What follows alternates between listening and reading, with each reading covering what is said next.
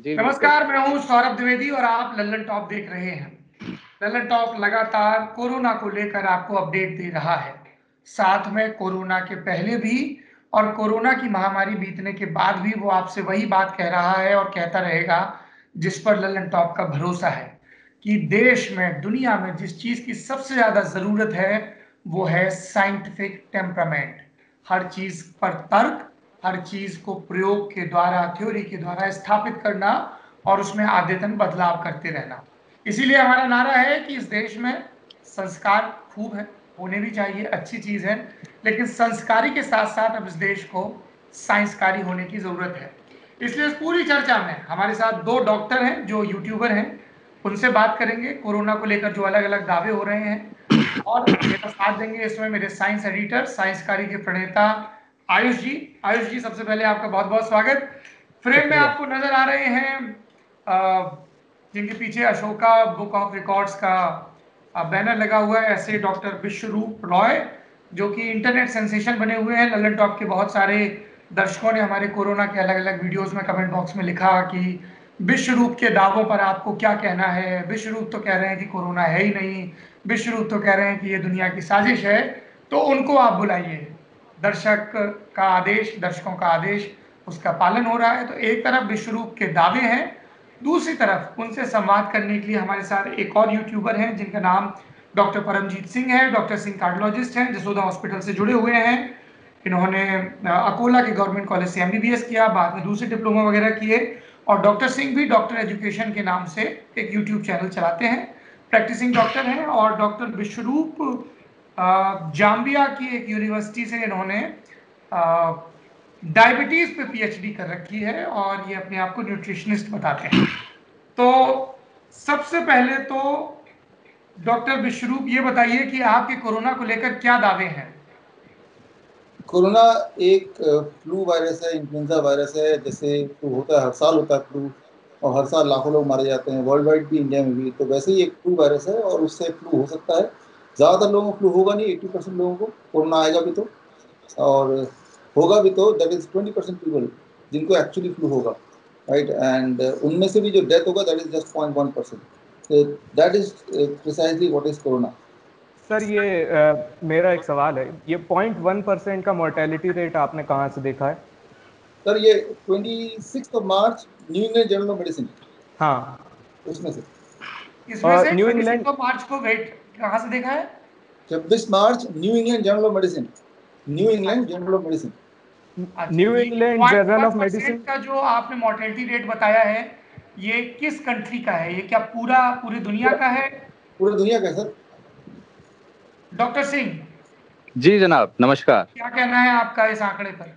जी बिल्कुल नहीं जी, आंकड़े हर रोज बदल रहे हैं। और अगर आप कंट्री वाइज देखेंगे तो हर कंट्री में आंकड़े अलग हैं।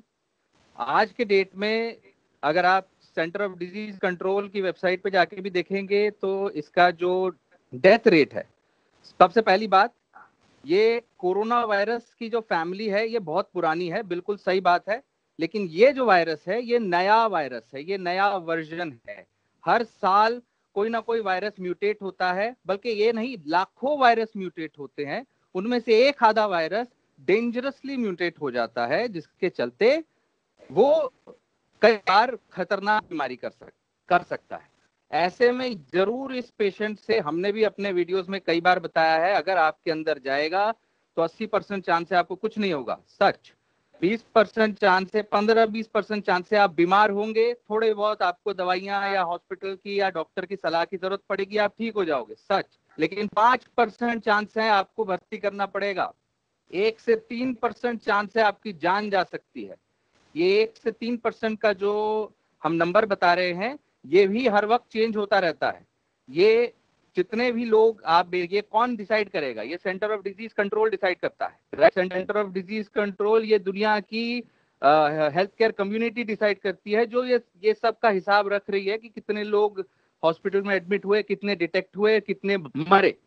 इसके लिए आप जॉन हॉपकिंस की साइट पे जाके देख सकते हैं। जॉन हॉपकिंस के साइट पे लगातार पूरी दुनिया का ब्यौरा आ रहा है, जिसमें कितने डिटेक्ट हुए, कितने मरे, हर एक कंट्री वाइज आ रहा है। उसके हिसाब से अगर खुद भी आप हिसाब लगाएं तो इसकी डेथ रेट 0.1% तो कतई भी नहीं है, काफी ज्यादा है। डॉक्टर सिंह, मैं I will stop you there. Ayush, you want to add something, then I go to Vishwaroop ji. Doctor Vishwaroop जो है वो New England Journal of Medicine के हवाले से कह रहे हैं।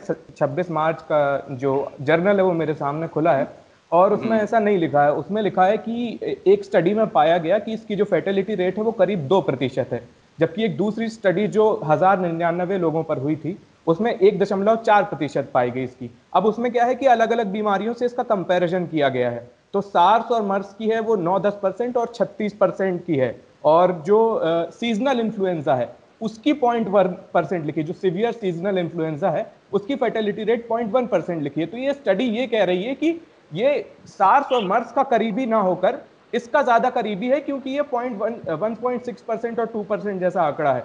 तो ये 0.1% है नहीं, इसके ज्यादा करीब है उन लोगों के मुकाबले। ये आयुष, स्टडी आई में विल होता है। Stop you there. Doctor Vishwaroop, आपने जिस इंग्लैंड के जर्नल को कोट किया, आयुष के सामने वो जर्नल खुला है, उस जर्नल में साफ लिखा है कि जो सीजनल इन्फ्लुएंजा है उसमें मृत्यु दर 0.1% होती है, जिसको आप कोरोना की मृत्यु दर बता रहे हैं, कोविड 19 की मृत्यु दर बता रहे हैं। कोविड 19 की मृत्यु दर उन्होंने 1.5 से 2% बोली है। आपका टेक क्या है सर? हाँ, इसमें मेरा टेक ये है कि उन्होंने ये बोला है कि it is closer to, it can be comparable with seasonal flu death. Comparable, अब कंपेरेबल वर्ड का इंटरप्रिटेशन हम कुछ भी कर सकते हैं। कंपेरेबल वर्ड का मतलब ये भी हो सकता है इससे ज़्यादा है, इससे कम है, या इसके जैसा है। तो मुझे तो ये लग रहा है कि इसके जैसा है। It is comparable to. आपको आपके इसको लगने का वैज्ञानिक आधार क्या है? लैब टेस्टेड, सैंपल टेस्टेड आधार क्या है, बेस क्या है आपको लगने का? क्योंकि उस जर्नल में स्पेसिफिकली लिखा है कोविड 19 का जो डेथ रेट है, डेथ रेट 1.5 से 2% है। इन्फ्लुएंजा से उसको उन्होंने इसलिए कंपेयर, क्योंकि डेटा के मामले में वो उसके करीब है, डेटा के मामले में करीब है, लेकिन जो डेटा है वो 1.5 से 2% है, 0.1% नहीं है जो आप दावा कर रहे हैं सर। हाँ, इसमें मैं बताता हूँ। अभी जो डेटा 1% और 2% बता रहे हैं, that is the data among the hospitalise patient, जो लोग हॉस्पिटल में भर्ती हो गए। बहुत सारे लोग लाइक एनी अदर फ्लू जो कभी हॉस्पिटल गए नहीं, लाइक मेरे जैसा या आपके जैसा, जिसको कोरोना होगा भी और पता भी नहीं चलेगा, फ्लू होके ठीक भी हो जाएगा। तो वो वाला फैक्टर अगर कंसिडर करेंगे, जो कि फैक्टर कंसिडर किया जाता है जब भी कभी किसी भी बीमारी की मॉर्टिलिटी रेट को बनाया जाता है, वो एक एक्स फैक्टर को कंपेयर माना जाता है कि इतने लोग तो नहीं आएंगे हॉस्पिटल में, वो घर पे ही ठीक हो जाएंगे या घर पे ही मर जाएंगे, घर पे अपना इलाज हो जाएगा, वो कभी रिपोर्ट नहीं करेगा। हाँ, among the reported people it can be what you are seeing in the journal. भाई जैसे अगर इंडिया का भी देखें कि इतने लोग हॉस्पिटल में, कितने लोग मरे, that is not the overall mortality rate, that is the mortality rate among the people who have been reported in the hospital, right? So ये तो एक बात है। दूसरी बात सबसे नहीं, इम्पोर्टेंट मैं तो इसलिए देखिए मैंने आपको काउंटर किया क्योंकि जब आपने एक सोर्स कोट किया, आपने कहा कि मैं 0.1 बोल रहा हूं इंग्लिश जर्नल के बेस पे, तो मैंने आपको सिर्फ ये बता दिया कि जो आप कोट कर रहे हैं उस जर्नल में वो नहीं लिखा है। अब आप एक दूसरी थ्योरी दे रहे हैं कि मॉर्टेलिटी रेट जो भी किसी भी रिसर्च में बताया जाता है वो एग्जैक्ट इसलिए नहीं क्योंकि सारे पेशेंट रिपोर्ट नहीं होते हैं, ये दूसरी चीज हो गई। ये मेरी थ्योरी नहीं है जी, this is not my theory. कभी भी जब भी किसी भी वायरस का, बैक्टीरिया का, या कोई भी फ्लू का, या फॉर दैट मैटर किसी बीमारी का जब मोर्टिलिटी रेट लगाते हैं, तो मोर्टिलिटी रेट लगाने के लिए ये फैक्टर यूज ही होता है। सिर्फ इट इज नेवर कितने लोग हॉस्पिटल में आए, उसमें से कितने लोग मरे, कितने लोग बच गए। It is not straight forward like that for any disease overall mortality. I got your point. Doctor Singh, आपका क्या कहना है जी, जो विश्वरूप जी बोल रहे हैं? बिल्कुल बिल्कुल नहीं जी, ऐसा है। ये सारे फैक्टर्स आपको क्या लगता है जो दुनिया भर के एसोसिएशन है, सीडीसीज हैं, ये वो कंसीडर नहीं करेंगे? ये बात बिल्कुल सच है कि बहुत सारे अनडिटेक्टेड केसेस आ रहे हैं। इसका मतलब ये नहीं है कि हम उसको दर घोषित कर दें कि 0.1% मोर्टेलिटी रेट है और आपको लॉकडाउन की जरूरत नहीं है, आप निश्चिंत होकर बिल्कुल बाहर निकल सकते हैं। ये टोटली गलत बात है। दूसरी बात यह है कि सबसे बड़ी बात यह है गलत इंटरप्रिटेशन ऑफ स्टडी।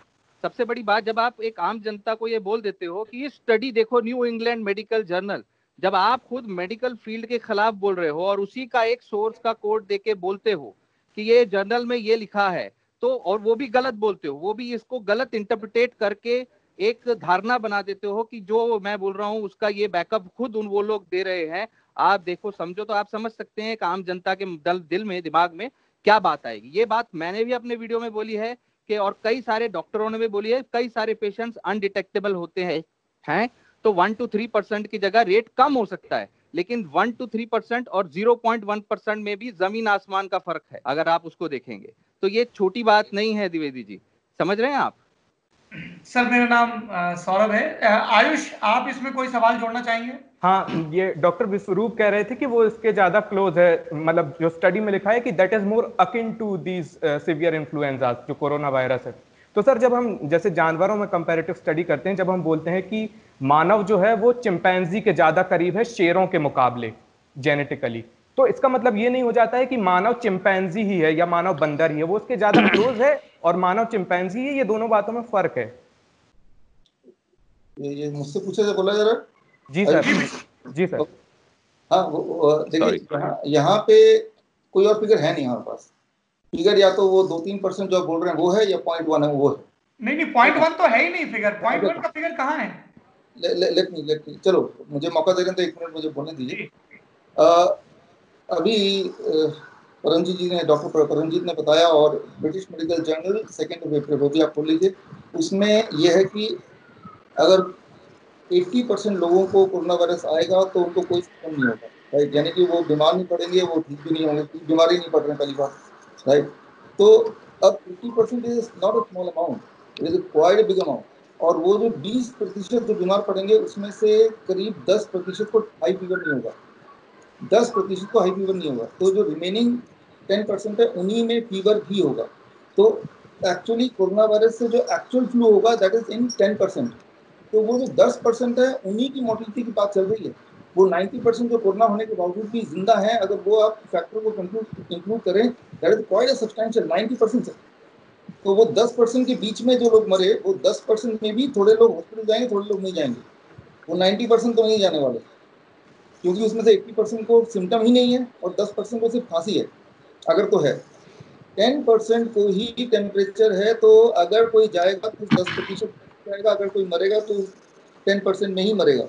तो उसमें से जो लोग हॉस्पिटल जा रहे हैं या ले जाए जा रहे हैं, उन्हीं की मौजूदगी है, उन्हीं में बात कर रहे हैं। इस ब्रैकेट बहुत थोड़ा सा है जिसकी बात कर रहे हैं। विष्णु जी, ये आप तो पूरी परसेंटेज की थ्योरी हिला रहे हैं। जो 2% है वो 100 का 2% है, वो बचे हुए 10 का 2% नहीं है। नहीं, जो 2% आप बता रहे हैं ना अभी, वो हॉस्पिटल में जितने लोग भर्ती हुए उसका 2% है, वो उसका 2% मैं बोल रहा हूँ। अच्छा, ये बताइए कि ये जो आपका एक दावा है कि ये कोरोना वायरस एक सिंपल सा वायरस है, फ्लू के जैसा वायरस है, और आप ये कह रहे हैं कि ये नॉर्मल वायरस है, ये इसके पीछे क्या आधार है आपके ये कहने के पीछे? ये दो चीजें हैं। एक तो ये 0.1% जो मोर्टिलिटी रेट है जो है, that is one thing. Secondly आप इसके सिम्टम देखेंगे कि इसमें ज्यादातर लोगों को कोई सिम्टम ही नहीं होते, that is second thing. And third is transmission rate. इसका जो R0 फैक्टर है आयुष जी, इसका जो ट्रांसमिशन रेट है कितनी तेजी से फैलता है, दैट इज अप्रोक्सीमेटली 2.2 है। हाँ, मतलब ठीक है, कुछ स्टडीज में ये पाया गया है। हाँ, एक आदमी 2 लोगों तक फैला सकता है। कॉमन कोल्ड है 2, एक आदमी मुझे जुकाम होगा तो मैं 2 लोगों को फैला पाऊंगा ऑन एवरेज। तो इसका जो फैलने की शक्ति 2 है या 2 है, very very close to common cold. तो कॉमन कोल्ड में और ट्यूबरकुलोसिस का 10 है, 10, यानी कि एक आदमी को टीबी होगा तो 10, उसके कंपैरिजन कुछ भी नहीं है। तो that's why I am saying, if I compare it with common cold, if I compare it with TB, if I compare with influenza, then it is coming closer to influenza का 1.3 है, 1.3 transmission rate है, एक से एक को या 2 को फैलेगा। तो ये इन्फ्लुएंजा ही हुआ, right, number 1। And finally ji doctor Singh, देखिए मैं क्षमा चाहूंगा। देखिए प्रॉब्लम पता है क्या है? प्रॉब्लम ये है कि ये एक बहुत डिफरेंस आ जाता है एक मेडिकल बैकग्राउंड, एक मेडिकल स्टडी, एक मेडिकल बैकग्राउंड वाले का स्टडी पढ़ना और एक कॉमन पर्सन का स्टडी पढ़ना। मैं इसलिए नहीं कह रहा कि ये कॉमन पर्सन नहीं है, ये भाई न्यूट्रिशनिस्ट है, अपने आप बहुत पढ़ाई करी है इन्होंने, ज्ञानी है, लेकिन प्रॉब्लम क्या है कि इनकी बैकग्राउंड मेडिकल नहीं है। तो इसलिए क्या हो जाता है, ये ऐसे फैक्ट्स को जोड़ के एक तथ्य पे आ जाते हैं, एक इंटरप्रिटेशन पे आ जाते हैं, तो जरूरी नहीं है कि सच होगा। ये इनको जरूर सच लग सकता है लेकिन वो सच्चाई नहीं है। पहली बात, कोरोना वायरस का टोटल आरएनए, टोटल स्ट्रक्चर, उसके ऊपर का प्रोटीन्स, ये टोटल अलग है, तभी इसको नोवेल कोरोना वायरस बोला जा रहा है। दुनिया के बड़े से बड़े देश, अमेरिका जैसा देश, जिसके पास में किसी प्रकार की हेल्थ फैसिलिटी कमी नहीं है, बड़े बड़े नेता, बड़े बड़े लोग अपने इलाज के लिए वहां जाते हैं, वो अपने घुटने टेक के इस कोरोना वायरस के ऊपर, उस कोरोना वायरस के नीचे बैठा हुआ है, कोरोना वायरस से फंसा हुआ है। सो अब भी अगर हम ये बोलते हैं कि ये कोरोना वायरस पुराना फ्लू वायरस है, तो फिर सौरभ जी क्या बोल सकता हूं मैं, ये बस ये बात है कि ये आंख बंद करने से अंधेरा नहीं हो जाता है, ठीक है। दूसरी बात, आप अगर स्टडीज की बात करते हैं तो स्टडीज का इंटरप्रिटेशन आप गलत नहीं कर सकते। ऐसा नहीं हो सकता कि 100 लोग अलग इंटरप्रिटेशन कर रहे हैं, आप अलग कर रहे हो और आप सही हो, ऐसा नहीं होता। मैं बोलूं? हाँ डॉक्टर विश्वरूप बताइए। यहाँ पे सबसे इंपॉर्टेंट, मैंने ये नहीं बोला कि नया नहीं है, ये नया है लेकिन ये फ्लू जैसा है, पहली बात तो I am saying new, number 1। Number 2, आपने यूएस और यूके को कोट किया, लेट मी कोट। जनवरी महीने में सीडीसी ने बोला था, जनवरी महीने में सीडीसी का क्लेम था कि भाई करीब 17 लाख लोग यूएस में 3-4 महीने में मर जाएंगे, और यूके का क्लेम था कि करीब 5 लाख लोग यूके में मर जाएंगे और करीब 2 लाख से 20 लाख लोग यूएस में मरेंगे। That is the claim of the UK, उनका एस्टिमेशन था, अप्रोक्सीमेशन। नाउ 19 मार्च को, लेट मी कंप्लीट सर, 19 मार्च को यूके ने कोरोना को ठीक से समझा, उसको हाई कॉन्सिक्वेंस इन्फेक्शियस डिजीज से हटा दिया 19 मार्च को अपने वेबसाइट में, और उन्होंने ये लिख दिया कि हमें भूल हुई थी कि हमने इसको ऐसा खतरनाक कुछ समझा, जबकि ये उतना ना तो कंटेजियस है ना ही उतना डेडली है, तो इसका ट्रीटमेंट कोई स्पेशल ट्रीटमेंट सेंटर में ही नहीं, कहीं और भी आराम से हो सकता है। That is about the UK in their own guideline. Are you saying doctor Vishwaroop कि कोरोना कोविड-19 जो बीमारी है, जो नोवल कोरोना वायरस से हो रही, वो डेडली नहीं है? Are you telling me that? Right sir, आपने ठीक से okay great. Doctor Singh ji, पूरा लंदन बंद पड़ा है जनाब, पूरा लंदन बंद पड़ा है। मेरी सिस्टर लंदन में है, she is a doctor there. उनके हॉस्पिटल में हर दूसरा पेशेंट जो हॉस्पिटल में एडमिट हो रहा है वो मर रहा है। उनके हॉस्पिटल में 70 साल के ऊपर वाले पेशेंट को बेड भी नहीं दे रहे। उनके हॉस्पिटल में 50 साल के ऊपर वाले पेशेंट जो है उनको सोचा जा रहा है कि इसको कोई कोमॉर्बिडिटी है, तो उसको एडमिट भी नहीं कर रहे। हॉस्पिटल्स के बेड कम पड़ रहे हैं। अगर आप इसको डेडली नहीं बोलेंगे तो किसको डेडली बोलेंगे? आयुष, एक second sir, I will come to you. Ayush ji, मुझे बस ये जानना है, आपने जो ये सीडीसी का बताया, ये मतलब आपको कहाँ से मिला आंकड़ा कि सीडीसी ने ऐसा कहा था? मेरे पास भी सोर्स नहीं है उसका सोर्स मुझे भी नहीं पता। 17 लाख लोग मर जाएंगे ऐसा सीडीसी ने कहा, मतलब ये तो बड़ी खबर होनी चाहिए थी, कैसे मिस हो गई ये? पढ़ के बता देता हूं मैं सोर्स, आप ढूंढ लीजिए, आपके पास अभी कंप्यूटर है, मुझे कुछ आप टाइप कीजिए 2019-2020 US flu season preliminary burden estimate of CDC, आप टाइप कीजिए, और मैं डेट भी बताने की कोशिश करता हूँ कौन सी डेट में आया था। वो जनवरी महीने में आया था, जनवरी के लास्ट वीक में आया था ये, कि तब सीडीसी ने एस्टिमेट लगाया था। And that prediction is about coronavirus? Corona, Are you sir? talking about COVID-19? और इन्फ्लुएंजा लाइक इलनेस, ये बहुत all इंपॉर्टेंट पॉइंट है। influenza related illness. Corona sir, corona की बात कर रहा हूँ मैं। Corona is a family of virus. I am talking about COVID-19. क्या ये prediction COVID-19 के बारे में था? हाँ, कोविड-19 में था। Is it clearly mentioned? हाँ हाँ, आप देखिए तो सही। आप एक बार फिर से बताएंगे सर, आप वो लिंक बताएंगे एक बार फिर से? आप टाइप कीजिए 2019-2020 यूएस फ्लू सीजन, ठीक है ना, उसमें प्रीलिमिनरी बर्डन एस्टिमेट, इसमें जाएंगे, जरूर लिखा फ्लू सीजन, लेकिन अंदर तो पढ़िए सर। आप बता रहे हैं मुझे कि ये फ्लू सीजन की हेडिंग के साथ रिसर्च है। कोविड-19 आज की तारीख में सबसे बड़ा टाइटल है, सबसे बड़ा कंसर्न है। अगर जनवरी तब उसका नामकरण नहीं हुआ था, जनवरी में नामकरण कहाँ हुआ था? ना तो कोरोना ठीक से नामकरण हुआ था, जिसको अब नामकरण फिर चेंज हो गया ना, कोविड-19 तब नाम आया नहीं था। अच्छा, एंड यू आर सेइंग कि ये पूरा प्रेडिक्शन कोविड-19 बीमारी के बारे में था? हाँ, आप देखिए। ठीक है, विल सर्च। नहीं तो आज के डेट में दूसरी फ्लू वायरसेस खत्म नहीं हो गई हैं। आज के डेट में दूसरे फ्लू वायरसेस भी दुनिया में मौजूद हैं, सारी वायरसेस ऑलरेडी हैं, दूसरे लोग इन्फेक्ट भी हो रहे हैं।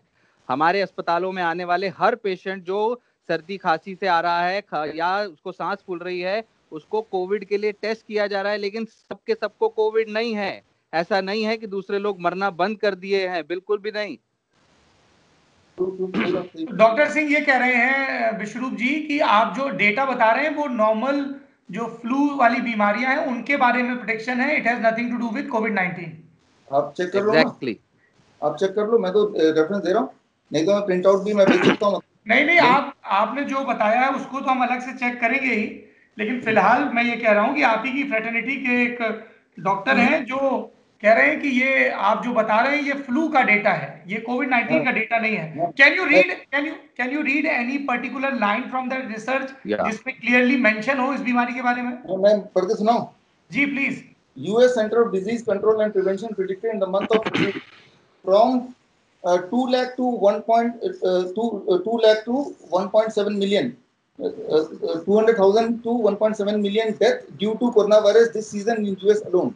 अब ये पूरा लाइन बढ़ गया, ये आप टाइप कीजिए, आप देखिए आपको क्या मिलता है, पहली बात। और यूके का जो प्रिडिक्शन था जनवरी महीने का, यूके का कोविड-19 के बारे में, दैट वाज, इसमें नोवेल कोरोना वायरस नहीं लिखा है, इसमें कोरोना वायरस लिखा है। Corona virus is a big family, अगर लिखा भी है तो, क्या नोवेल कोरोना वायरस लिखा है डॉक्टर बिश्रू? देखिए मेरे पास तो मेरा टेक्स्ट है, इसमें नहीं लिखा है, लेकिन आप लिखा है ना, जनवरी महीने में इट वाज नॉट क्लियर, इसको नोवेल बोले, इसको कोविड बोले, इसको क्या बोले, but they were referring to this. आप एक बार देख लीजिए, क्लियर कर लीजिए। नंबर 1, अगर ये बताइए कि जनवरी के महीने में क्लियर नहीं था तो आपने कैसे कनेक्ट कर दिया कि ये कोविड-19 के बारे में बात हो रही है?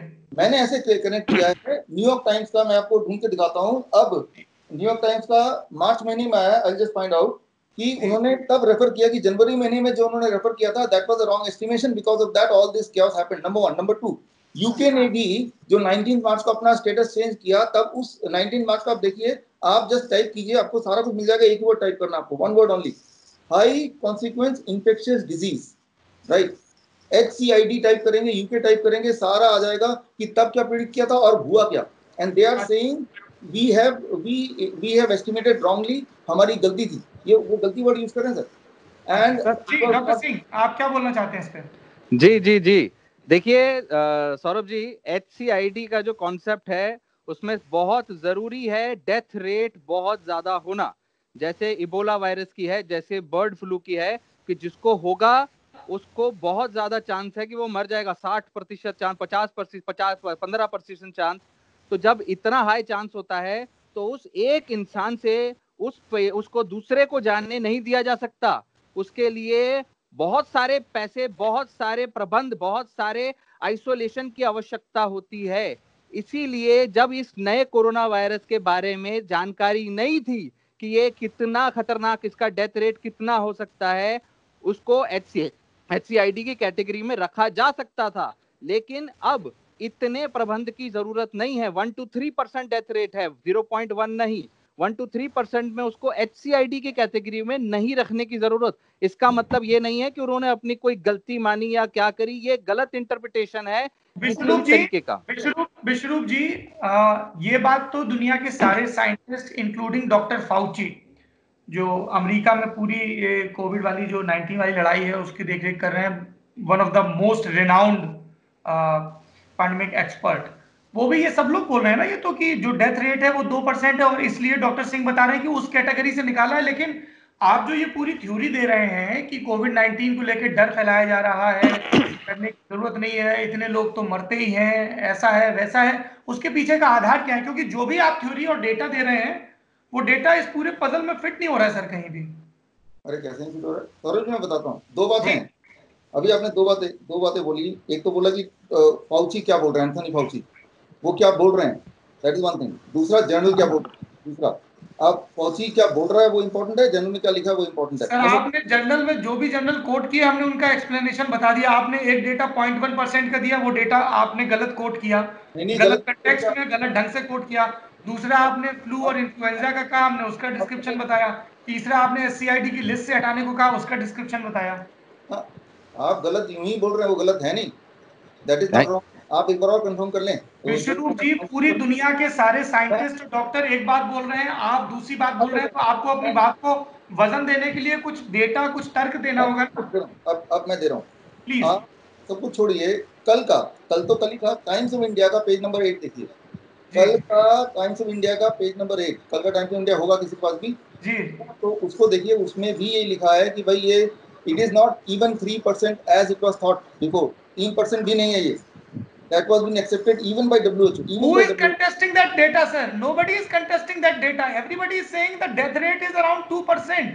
So why are you trying to establish? ये तो सब कोई कह रहा है कि 2% है, लेकिन when you look at the amount of, आप ये देखिए कि सर सैंपल कितना बड़ा है। इंडिया में 1.4 million, 1.3 billion people, right? 1.3 billion context में नहीं बोल रहा, मैं ग्लोबल कॉन्टेक्स्ट में बोल रहा हूँ। ग्लोबल नहीं, हम तो सब लोग कह रहे हैं कि 1 या 1.5 से लेके कहीं 2 है, कहीं 3 है, कहीं 4 है, पर वो 1 से 3-4 के बीच वेरी कर रहा है। वही आप टाइम्स ऑफ इंडिया की रिपोर्ट भी बता रहे हैं। ये टाइम्स ऑफ इंडिया का अगर आप देख पा रहे हैं तो जी एनीबॉडी कैन, राइट? तो ये pandemic not as deadly as initially projected. देखिए सही, पहले जो किसका प्रोजेक्ट बयान है? ये यार आप थोड़ा सा आप भी कर लो ना, मैं बताता हूँ। ये कल का आर्टिकल है, Indian American Stanford university professor, and ये अब ग्लोबल बयान है। डब्ल्यूएचओ का भी यही बयान है। अब ये डब्ल्यूएचओ का है, ये पता नहीं दिख रहा है कि नहीं आपको। नहीं, आप पढ़ के बता दीजिए डब्ल्यूएचओ का क्या बयान है, वर्बेटम पढ़ दीजिए। पढ़ते हैं भाई। The WHO too has acknowledged more recently that COVID-19 death rate is between 3 to 4% of reported cases, right? And if the death rate as a percentage of infection is considered rather than just reported and confirmed case, it would be lower, right? तो सब लोग नीचे की तरफ आ रहे हैं भाई। पहले जो एस्टिमेट कर रहे थे इशारा नीचे। WHO तो मैं सौरभ जी एक बात आपको आउट ऑफ द वे करना चाहूंगा, सिर्फ 30 सेकंड लूंगा आपका। वो ये कि आज से 10 साल पहले, याद कीजिए 2009 में H1N1 पैंडेमिक हुआ था, तब WHO को 2010 में parliamentary assembly council of Europe ने गुनहगार, दोषी, लुटेरा ठहराया था। तब जो उन्होंने स्क्रिप्ट लिखी थी H1N1 के नाम पे कि ये पैंडेमिक है, लाखों लोग मर जाएंगे, वही वाली अभी दोबारा से है। तो पहली बात तो ये कि शुरू से आखिर तक अगर एक आदमी बोल रहा है कि भाई बहुत लोग मरने वाले हैं, दैट इज WHO, जो अभी भी मेंटेन कर रहा है in spite of all the evidences. अभी भी वो मना नहीं कर पा रहा है, लेकिन क्लियरली हाँ भी नहीं बोलना चाह रहा है। आप इससे लाइन देखिए। डॉक्टर विश्वरूप, आप लगातार वही बात कह रहे हैं। आपने फिर से डब्ल्यूएचओ का हवाला देके यही बात कही कि 3% या 4% है। डॉक्टर सिंह और Ayush of the report, sir reported का ही होगा ना? सर रिपोर्टेड का ही होगा ना? आप ये बताइए कि जहां पे जांच ही नहीं हुई, जहां, अब एक बात बताइए, मान लीजिए एक आइलैंड है, उस आइलैंड पे एक बीमारी फैली, उस बीमारी से कुछ लोग ठीक हुए, कुछ लोग मर गए, कुछ लोग इलाज के बाद ठीक हो गए, लेकिन जब वो सैंपल ही दुनिया के सामने नहीं है तो उसको तो आप अकाउंट में ले ही नहीं सकते हो। आप हमेशा जो पूरी आपकी जो डेटा होती है, रिसर्च होती है, वो हमेशा रिपोर्टेड केसेस पे ही होती है ना सर। अनरिपोर्टेड केसेस में लोग मरे कि जिए नहीं पता ना सर। अनरिपोर्टेड सौरभ जी, जब भी इस तरह का डेटा आता है ना कि मोर्टलिटी रेट का स्पेशली बात कर रहा हूँ, बाकी चीजों में नहीं बात कर रहा हूँ, अजीत जी आप इसको एग्री करेंगे कि जब भी कभी डेटा आता है, आयुष सॉरी आयुष, जब भी कभी डेटा आता है तो सैंपल में ये एक फैक्टर जरूर लेते हैं अनरिपोर्टेड केस का। और अनरिपोर्टेड केस कैसे पता चलेगा? वो एक सैंपलिंग करते हैं, सिर्फ हॉस्पिटल में कितने लोग गए वर्सेस कितने लोग उनमें से वापस घर गए और कितने लोग मर गए, that is not the thing. हाँ, अगर हॉस्पिटल वर्सेस कितने लोग मर गए, that is 3 to 4%, I agree, but it is not about that. मैं पॉइंट बोल रहा हूँ ओवरऑल मॉर्टिलिटी का। That is not 3 to 4%। जितने हॉस्पिटल पहुंचे, अगर उसमें डेथ रेट देखेंगे आप तो 40-50% तक पहुंच जाएगा।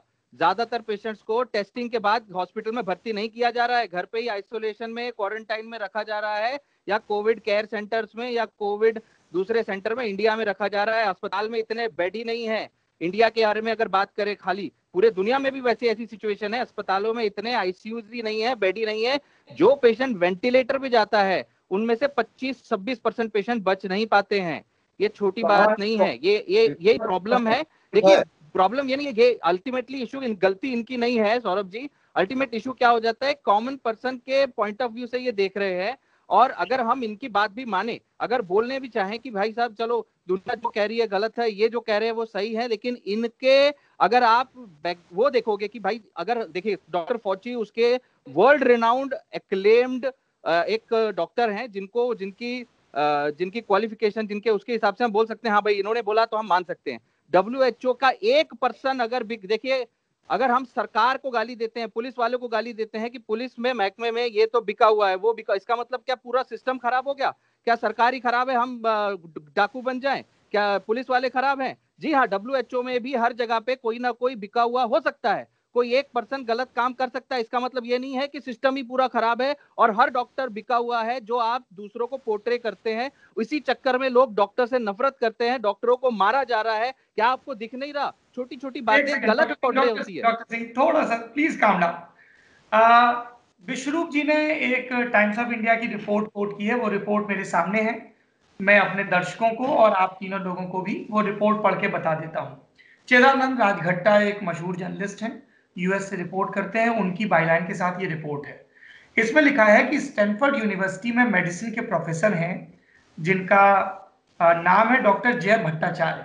उन्होंने ये कहा है कि इनिशियली जो डेथ रेट बताया जा रहा था कि बहुत ज्यादा हो सकता है, उतना नहीं है, लेकिन उन्होंने साफ लिखा है कि who is also director will be dangerous. He clearly said, Fox News से बात करते हुए, the coronavirus dangerous because of the speed of transmission and lack of vaccine. ये दो चीजें कौन कंटेस्ट कर रहा है विश्वरूप जी, कि कोरोना का इलाज नहीं है और ये फैल रहा है लोगों में एक से दूसरे में। अगर इसका 2 भी रेट है, 1:2 का भी रेट है, पूरी दुनिया में 150 लगभग मुल्कों में ये पहुंच चुका है और इसकी वैक्सीन नहीं है। अगर किसी को ये बीमारी हो रही तो वो मर रहा है। ये बात तो डॉक्टर जय भट्टाचार्य भी कह रहे हैं स्टैनफोर्ड के। फिर इसी रिपोर्ट में आखिरी में लिखा है, ये WHO ने भी माना है कि जो इनिशियल प्रेडिक्शन थे उसको WHO ने भी घटा के 3 से 4% कर दिया है। तो डॉक्टर जय भट्टाचार्य मेडिसिन के प्रोफेसर यूनिवर्सिटी के, उनकी बात आपकी थ्योरी को कैसे सपोर्ट कर रही है? वो भी तो कह रहे हैं कि कोरोना घातक है, कोरोना की दवाई नहीं। उन्होंने सिर्फ इतना बोला है कि 2 महीने पहले जो बताया जा रहा था कि इससे इतने लोग मर जाएंगे, 8%, 10%, 12%, 3-4% है। पर पूरी दुनिया की चिंता ये है कि अगर इस कोविड-19 से 100 में 2% लोग भी मर रहे हैं, 100 लोगों को बीमारी हो रही, 2% भी मर रहे हैं उसमें, तो ये बहुत चिंता का विषय है। स्पेन में, इटली में, ईरान में, यूएस में, इंग्लैंड में, इंडिया में लोग मर रहे हैं सर। उनको इलाज, और स्पेन और इटली का जो उदाहरण दिया जा रहा है या यूएस का उदाहरण दिया जा रहा है कि वेंटिलेटर्स कम पड़ रहे हैं। तो ये कैसे आपको थ्योरी एक कंस्पिरेसी लग रही है, कॉन्ट्रडिक्टरी लग रहा है, जो आप अलग अलग सरकारी रिपोर्ट्स को आधा अधूरा अखबारों में छपी रिपोर्ट्स को कोट कर रहे हैं? उसमें जितनी रिपोर्ट हम तुरंत मौके पे खोज सकते हैं हम खोज के आपको बता रहे हैं। आपने स्टैनफोर्ड के डॉक्टर जय भट्टाचार्य को कोट किया, हमने उनका पूरा बयान बता दिया। How is it supporting your theory? मैं इसको पूरा पढ़ के सुनाता हूं। आपने let me read it complete. The WHO put an estimate out that was, I think, initially 3.4%. Initially 3.4% by WHO. It's very unlikely it is anywhere near to that, right? It is much likely, much closer to the death rate that you see from flu per case. पढ़िए तो सही जी। तो समझ आ गई बात सौरभ जी? नहीं समझ में आई। उन्होंने एक एस्टिमेट दिया है और डॉक्टर जय भट्टाचार्य के इस एस्टिमेट के पीछे जो वो कह रहे हैं कि 3.4% से कम है, फ्लू के करीब है, कितना करीब है उन्होंने अभी कोई डेटा नहीं दिया है। फॉक्स न्यूज से बातचीत करने में उन्होंने ये स्टेटमेंट दिया है और उसी रिपोर्ट में नीचे लिखा है कि the WHO too has acknowledged more recently that COVID-19 death rate is between 3 to 4% of reported cases, and if the death rate as a percentage of infection is considered rather than just reported, it would be lower. पर कितना lower? सारी बात जो doctor Singh बोल रहे हैं वो यही तो है कि 1.5% और 0.1%, इस दो डेटा के बीच में सर 100 गुना से ज्यादा का फर्क है। इसका जवाब देता हूँ सर जी। इन्होंने क्लियर कर दिया, closer to the death rate you see in flu. ये फ्लू में जो डेथ रेट देखते हैं उससे बहुत क्लोज है, ये बोल के दिया। 0.1 से क्लोज किए का मतलब 0.2 होगा। 0.1 से ये आपकी व्याख्या है। डॉक्टर भट्टाचार्य ने ऐसा कुछ भी कोई डेटा नहीं दिया, कोई दुनिया भर के साइंटिस्टों या लैब की स्क्रूटनी के लिए उन्होंने कोई सैंपल नहीं दिया सर। आप एक बात बताइए सर, आप डॉक्टर हैं, जब भी कोई बीमारी हुई, ये कोविड-19 हुआ, चाइना ने इसका जीनोम सीक्वेंस रिलीज किया, दुनिया भर की लैब में अब इसके लिए वैक्सीन तैयार हो रही है, अलग अलग चीजें हो रही हैं। ये सारी चीजें जो होती हैं, कोई भी वैक्सीन तैयार होती है, कोई भी बीमारी डिटेक्ट होती है, इसका एक साइंटिफिक प्रोसेस होता है ना सर। उसके पूरे RNA की टेस्टिंग हो रही है, उसके अंदर का जो जेनेटिक मटेरियल है उसकी टेस्टिंग हो रही है, उसके हिसाब से हो रहा है। सिर्फ एक बयान या उस बयान का मैं ये मतलब निकालूंगा, ये कैसे होता है सर? सौरभ जी मुझे एक मिनट दीजिए। आप टेस्टिंग की बात कर रहे हैं, जो टेस्टिंग हो रही है दैट इज, आयुष जी आप ज़्यादा समझेंगे, RT-PCR टेस्ट जी। अब वो टेस्ट जहां भी हो रहा है, जो भी है, वो इंस्ट्रूमेंट का आप मैनुअल लीजिए और मैनुअल में पढ़िए रेगुलेटरी स्टेटस क्या है। Regulatory status is it is to be used only for research purpose and not for the diagnostic purpose. ये regulatory status of the test being used, number 1. Number 2, inventor, RT-PCR test का inventor, ये PCR test का inventor कौन है? Kary Mullis। उन्होंने ही बोला था this test should not be used to detect the virus itself, right? वो अगर चाहते हैं मैं दे देता हूँ उसका कोटेशन। नंबर 3, आप CDC के साइट में जाइए, 31 मार्च के रिपोर्ट में जाइए। CDC ने क्लियरली बोल दिया है कि कोरोना वायरस को कितना डिटेक्ट कर पाएगा, अभी भी कुछ भी हमने, मैं उसका यार लाइन बाय लाइन पढ़ के सुनाओ आपको CDC ने क्या कोट किया। या the performance of this test has not been established for treatment of 2019 nCoV infection. ये status of CDC 2019 nCoV real time RT-PCR diagnostic panel as on 30 sorry not 31 March, as on 30 March 2020। और उसमें ये भी लिखा है sir, 3 line लिखे हैं, false positive is more likely when prevalence is moderate और लो। भारत में प्रेवलेंस इज लो, और भारत में प्रेवलेंस वी कैन से लो, तो जहां पे भी लो प्रेवलेंस होगा वहां फॉल्स होगा। तो CDC की बात माने तो ये परफॉर्मेंस, ये जो टेस्ट है, ये कभी भी उन्होंने ये परफॉर्मेंस कैसा होगा एस्टेब्लिश ही नहीं हुआ आज तक। अगर उस टेस्ट के मैन्युफैक्चरर की बात माने, जिसने इस टेस्ट को बनाया है, जो आपको बेच रहा है, उसने पहले लाइन में लिख दिया regulatory status it should be used for research not for the diagnostic of a patient. पहले लाइन में लिख दिया। किसी भी मैन्युफैक्चरर का मैनुअल लीजिए, आप बोलिए मैनुअल दीजिए मुझे, उसका पहला पेज देखिए, सबसे ऊपर देखिए, ये हो गया दूसरा। तीसरा FDA में भी लिखा है अंडर इमरजेंसी यूसेज डायग्नोस्टिक। अच्छा, अंडर इमरजेंसी यूसेज डायग्नोस्टिक का मतलब क्या है, मैंने FDA में जानने की कोशिश की। उसका मतलब है ऐसे इंस्ट्रूमेंट को अप्रूव करना जिसकी कभी भी टेस्टिंग ना हो, जो अप्रूवल मिली ना हो, और अंधाधुन अप्रूव करना, that is called under emergency. For example मैं एक 10 सेकंड और लूंगा आपका कि मान लो, I'll come to you, Dr. Singh. Let him finish. जी हाँ बोलिए शुरू जी। 10 सेकंड लूंगा। मान लो यहाँ पे हमारा ड्राइविंग लाइसेंस बनाने जाते हैं, वहां पे एक विंडो खुल जाए कि इमरजेंसी, किसी को इमरजेंसी है तो उसको टेस्ट करने की जरूरत नहीं है, ड्राइविंग लाइसेंस लेने के लिए बस लाइसेंस ले लो और गाड़ी चला लो रास्ते में, क्योंकि आपको जल्दी में है। तो दैट्स वाई FDA का भी एक विंडो है जहाँ पे वो कभी कभी अप्रूवल उन इंस्ट्रूमेंट की पहले से कोई भी रिकॉर्ड नहीं है कि ये काम करता है क्या, इसका कितना एफिकेसी है, इसका पॉजिटिव फॉल्स पॉजिटिव कितना आएगा, फॉल्स नेगेटिव कितना आएगा। तो right from FDA to CDC to inventor to manufacturer, and उसके अलावा भी आप देखिए 27th of Feb journal of American medical association, और इसमें वुहान का 4 पेशेंट का केस रिकॉर्ड दिया हुआ है, जस्ट टू टेस्ट की ये टेस्टिंग मशीन ठीक है कि नहीं, ये इंस्ट्रूमेंट ठीक है कि नहीं। 4 पेशेंट को उन्होंने विदा कर दिया कि भाई ये नेगेटिव हो गए, घर जा सकते हैं। घर जाने के 13 डे बाद, ऑन एवरेज 13 डे बाद दोबारा टेस्ट किया and they found to be positive. तो इस पॉजिटिव का मतलब क्या, दोबारा उनको कोरोना हो गया, या फिर पहले कोरोना ऑलरेडी था और वो कोरोना गलती से फॉल्स नेगेटिव था। ठीक है विश्वरूप जी, आपकी बात सुन ली। अब मैं डॉक्टर सिंह और आयुष के पास जाऊंगा। पहले डॉक्टर सिंह। जी, मैं इसको पूरा विस्तार से बताना चाहूंगा। ये बहुत अच्छा एग्जाम्पल है गलत इंटरप्रिटेशन का, और जो मैं बताना चाहूंगा, देखिए जब भी एक पेशेंट, एक मान के चलिए कि 100 पेशेंट है जिनको सांस की बीमारी है, वो आप अस्पताल आ रहे हैं, और 100 के 100 को सांस फूल रहा है, बुखार है, सर्दी है, खांसी है। अब ये डिसाइड कौन करेगा कि उस किस पेशेंट को बैक्टीरिया है, किसको कोरोना वायरस है, किसी को फ्लू वायरस है, किसी को इबोला है, किसी को इन्फ्लुएंजा है, H1N1 है? ये डिसाइड कौन करता है? ये टेस्ट नहीं करता, ये डॉक्टर करता है। ये डॉक्टर क्यों डिसाइड करता है? क्योंकि टेस्ट में फॉल्स पॉजिटिव रेट्स होते हैं। जब एक पेशेंट सिम्टम के साथ आता है, उस पेशेंट का कोविड-19 टेस्ट होता है। एसिम्प्टोमेटिक पेशेंट जो अस्पताल में आ रहे हैं ना बिना किसी सिम्टम के, उनका भी कोविड-19 टेस्ट किया जाता है। उनका भी किया जाता है कि उनके अंदर भी एसिम्प्टोमेटिक केस हो सकता है, जरूरी नहीं है सिर्फ सिम्टम वाले का होगा।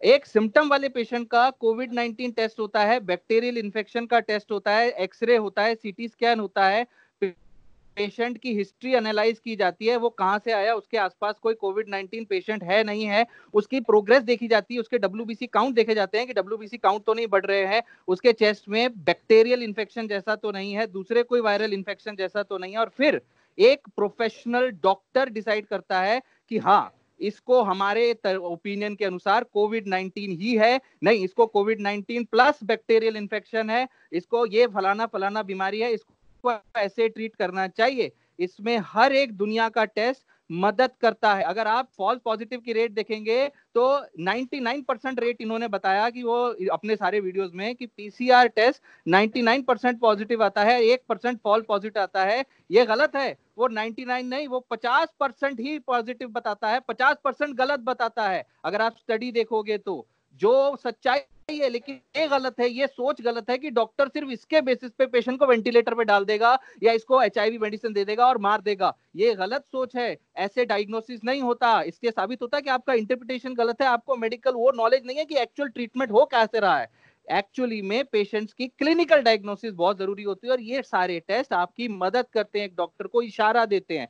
इसमें ये इस टेस्ट को अभी फिलहाल इन्होंने स्टडी पर्पस से क्यों रखा हुआ है, क्योंकि अभी तक इसके डेटा नहीं है कि कितने % लोगों में टेस्ट होगा। तो और इसमें जो प्राइमर इस्तेमाल होता है PCR में, उस प्राइमर में अगर आप एक्चुअल डेटा, मेरा वीडियो भी है यूट्यूब पे, उसमें डाल के देखें, हर कंट्री अलग प्राइमर इस्तेमाल कर रहा है और वो प्राइमर पे डिसाइड होता है आगे चल के कि कौन से प्राइमर से जो डिटेक्टिविटी रेट है वो सबसे ज्यादा आएगा। तब फिर FDA आगे के लिए, क्योंकि ये वायरस आगे भी रहेगा, तो आगे के लिए उसको बोलेगा कि ये टेस्ट इस प्राइमर से होगा और दूसरे प्राइमर से नहीं होगा। इस तरह डिसाइड होता है कि PCR की एक्यूरेसी कौन सा प्राइमर यूज करके होगी। अभी फिलहाल ये इमरजेंसी सिचुएशन है, तो हर कंट्री अपना प्राइमर बना के एक RNA सीक्वेंस से लेके एक छोटा हिस्सा, कोई इतना कोई पूरा हिस्सा लेके प्राइमर पे स्टडी कर रहा है। ये क्लासिकल मिस इंटरप्रिटेशन। दूसरी बात, ओके जी जी बोलिए बोलिए बोलिए। हाँ, दूसरी बात जो इन्होंने कही, एक पेशेंट जो डिस्चार्ज होके चला गया 15 दिन बाद फिर इन्फेक्ट हो गया, री इन्फेक्शन इज पॉसिबल। याद रखिए, जब अगर आपके अंदर वायरस गया, वो वायरस की एक कॉलोनी गई, एक ग्रुप गया, बहुत सारे वायरसेस गए, उसको आपके इम्यून सिस्टम ने या दवाइयों ने या खुद वो वायरस आपके इम्यून सिस्टम ने मार दिया, खत्म कर दिया, कम कर दिया, वायरल लोड कम कर दिया। अब आपके इम्यून सिस्टम के पास उसके खिलाफ एंटीबॉडीज हैं, इम्यूनिटी है। अब आपके पास एक तरीके से इम्यूनिटी है, हर्ड इम्यूनिटी जैसे इम्यूनिटी बोलते हैं ना, वो इम्यूनिटी का एक पार्ट है।